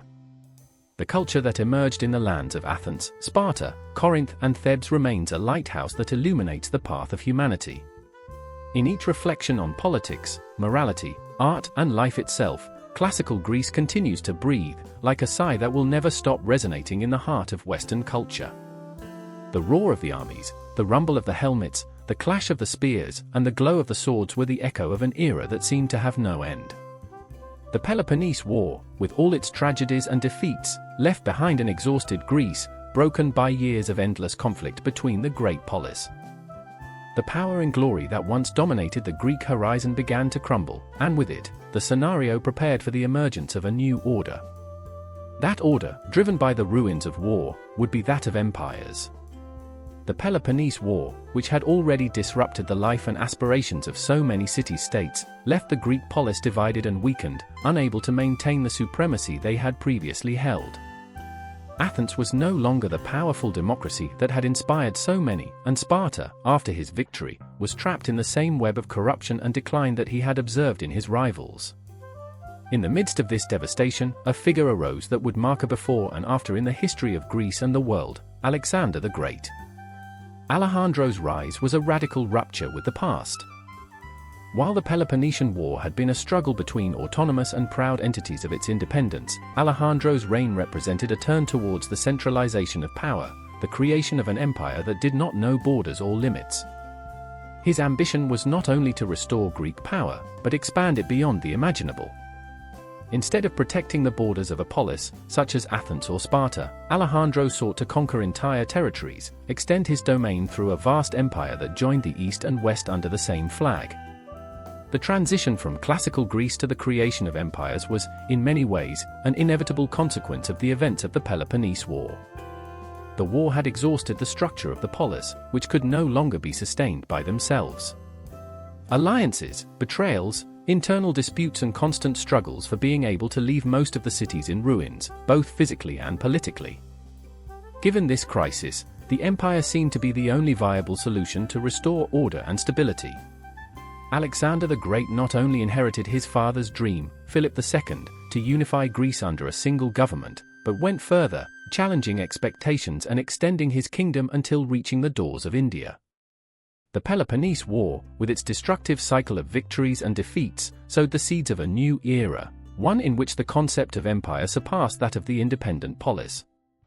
While Greek cities had fought with each other for power and territorial control, Alejandro saw in his unity an opportunity to transcend the limitations of the past. Through his brilliant military strategy, Alejandro defeated the Persians, a civilization that for centuries had been the great power of the ancient world. The fall of the Persian Empire, at the hands of a young Macedonian king, changed the course of history. Greek city-states, so self-absorbed in their internal struggle, they did not see the rise of a figure like Alejandro, who, with his charisma and tactical ability, achieved what many thought impossible, the unification of the Greek world under his command. The transition from the Peloponnese War to empires was not only a change in political structure, but also in culture. While before Greek cultures had developed independently, each polis with their own style, ideals, and way of life, with Alejandro began the Hellenization, a process that extended the Greek culture through the conquered territories. From Egypt to India, cities founded by Alejandro, such as Alexandria, became learning centers, cultural exchange, and scientific development. The influence of Greece spread throughout the known world, and with it, the foundations of what we call the Western world were settled. The figure of Alexander the Great not only symbolizes the transition of the Peloponnese War to the creation of empires, but also the metamorphosis of the war itself. While the battles of the past had been limited by the scope of the polis and geography, Alejandro's conquests brought with them a warless war, a global war that unified entire peoples under a single banner. This new type of war, marked by ambition and strategy, is the direct antecedent of the empires that would dominate the world in the coming centuries. In the end, the legacy of the Peloponnese War merged with that of the nascent empires. Instead of independence and autonomy that had characterized the Greek polis, the future of Greece and the known world would be one of unification and expansion. Alexander the Great, beyond his conqueror figure, represented the transition of a divided world, fragmented by small city-states, to a more interconnected world, in which the concept of empire was consolidated as the main form of government. In the ruins of the Peloponnese War, Greek power resurfaced in a new form, the creation of empires that not only overflowed the limits of the territory, but also transformed the culture and identity of the ancient world. The Greece that once fought for her survival in the battlefields now expanded through the dreams of a single man who did not see borders, but a world full of possibilities. Thus, from the destruction of war, a new era of imperial expansion was born, a step that left an indelible mark on the history of the world. The war, like an endless spiral of violence and suffering, had marked the history of ancient Greece in a way that left deep scars. For centuries, the polis had fought with each other, each defending their ideals, their autonomy, their honor. The roar of armies, the clash of spears, the cries of the warriors in the midst of combat, seemed to be the very essence of Greek existence. But after so much sacrifice, after so many battles that had transformed the landscape of Greece and the life of its citizens, it was time for a last sigh, the peace of the dead. This peace was not the typical peace that is signed with diplomatic agreements or with the rest of weapons. No, this peace was the end of a life and death cycle, of struggle and sacrifice, of heroes and villains. It was the symbolic conclusion of an era that had given so much to culture and human thought, but had also left a trace of pain, of fallen bodies, of destroyed cities. Ancient Greece did not reach peace for victory or agreement, but for the recognition of the inevitability of death and tiredness of a generation exhausted by war. The end of the war, the peace that came with the death of so many, became the last tribute to those ideals that for so long had guided the decisions of the great leaders and the big city-states. That peace of the dead, which was not really a peace but an absence, reflected the constant struggle of the Greeks to achieve glory through sacrifice and heroism. The great battles, the Rimbombantes victories, became stories of ancient heroes, but behind those stories the bitter truth of death shone. The heroes also fall, and the cities that fight for supremacy end up falling apart. The symbolism of the war in ancient Greece was built on the basis of deeply human ideals, of an insatiable desire to achieve immortality through feats on the battlefield. But, in the end, that constant struggle made it clear that death does not distinction between heroes and villains.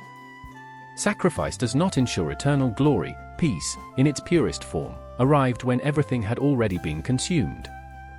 The peace of the dead was not celebrated with noisy victories or glorious conquests. It was a peace that came silent. See you, I'm no warriors left to fight. And yet, even in that gloomy peace, the ideals of war did not disappear completely.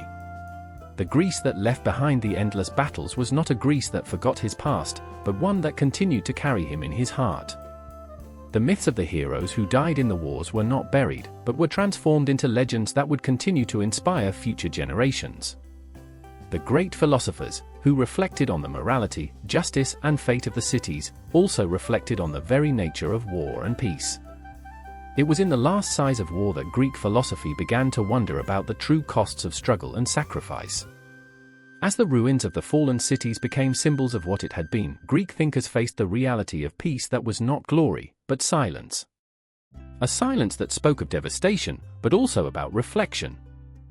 The peace of the dead was a reminder that, no matter how much men fight for glory, war always had a cost that could not be avoided. The battlefields that had previously been the scenarios of great victories became silent tombs where the fallen rested, not as eternal heroes, but as symbols of human fragility. Ancient Greece, in her constant search for greatness through war, left a lesson that was repeated again and again. War, although she dressed in glory, could not escape her own fatality. The peace that came with the death of the warriors was the only true peace, but it was a bitter peace, dyed by tragedy and sacrifice. Through death, the ideals of war came to an end, but the traces of that war endured in the collective memory of humanity. Greek philosophers, such as Socrates, Plato, and Aristotle, meditated on the fate of cities, power, and suffering. The war, with all its destructive strength, also raised questions about the nature of the human being, about what it means to live and die for an ideal. The peace that followed the conflict was an awkward peace, a peace that forced humanity to look in and question, is it worth fighting for glory if the price is life itself?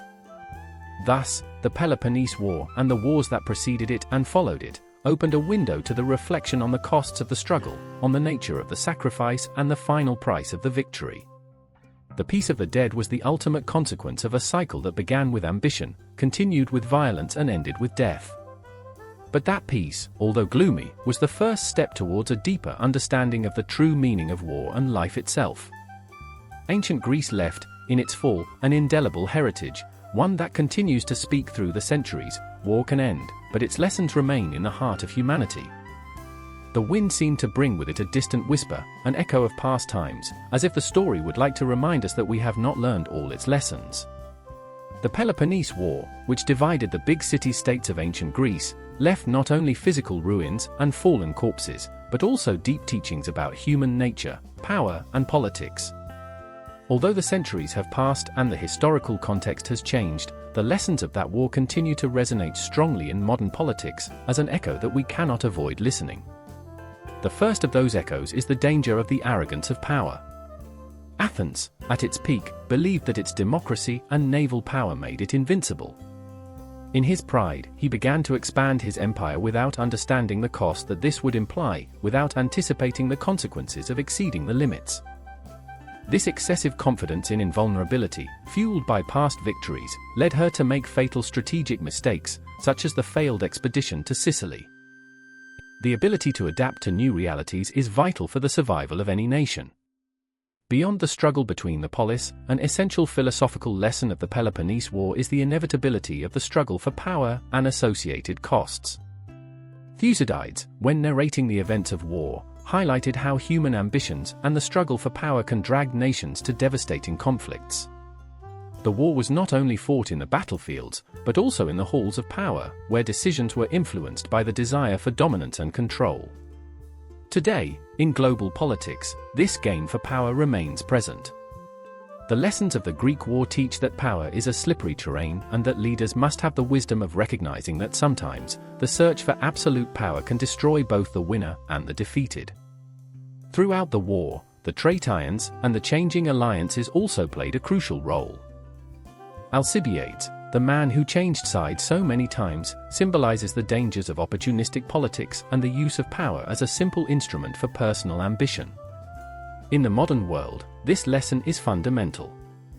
Alliances are fragile and the interests of leaders can change according to circumstances, but morality and ethics in politics must prevail.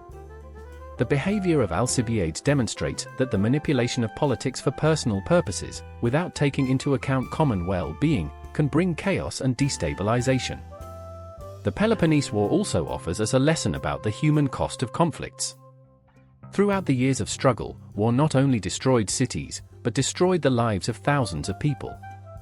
The plague that decimated Athens is a tragic reminder of how political decisions can affect a whole population. War conflicts not only destroy armies, they affect families, communities, and, ultimately, the identity of nations. In modern politics, despite the advances in diplomacy and communication, we must remember that behind each military decision there are human lives at stake. War always has a price, and it is our responsibility to do everything possible to avoid or minimize its impact. Finally, the great philosopher Socrates, although he did not participate directly in the war, reflected on the virtues and vices that led Greece to war. The struggle for honor, justice, and democracy intertwined with the human passions that darkened reason. Impulsive decisions and overflowing emotions influenced the great events of war. In modern politics, this lesson reminds us that human passions, although natural, should not govern the decisions of the leaders. Reason, dialogue, and moderation are essential to prevent conflict and encourage lasting peace. The lessons of the past, especially those that come from the Peloponnese War, are more relevant than ever. Modern politics faces similar challenges: excess of confidence, rigidity, the search for power at all costs, the human betrayals and costs of war. The story, if we listen to it carefully, speaks to us with a terrifying clarity. It reminds us that power can be ephemeral, that peace is more than a simple fire, and that true victory is not measured in conquests, but in the ability to learn from past mistakes and work together towards a better future. In the silence of the battlefields, among the remains of the old cities, the story gives us the opportunity to reflect. And if we listen carefully, we can listen to the lessons whispered by the dead. The scars of the Greek war remain deep, but so are their teachings. And in this distant echo, modern politics has a unique opportunity to avoid repeating the same mistakes.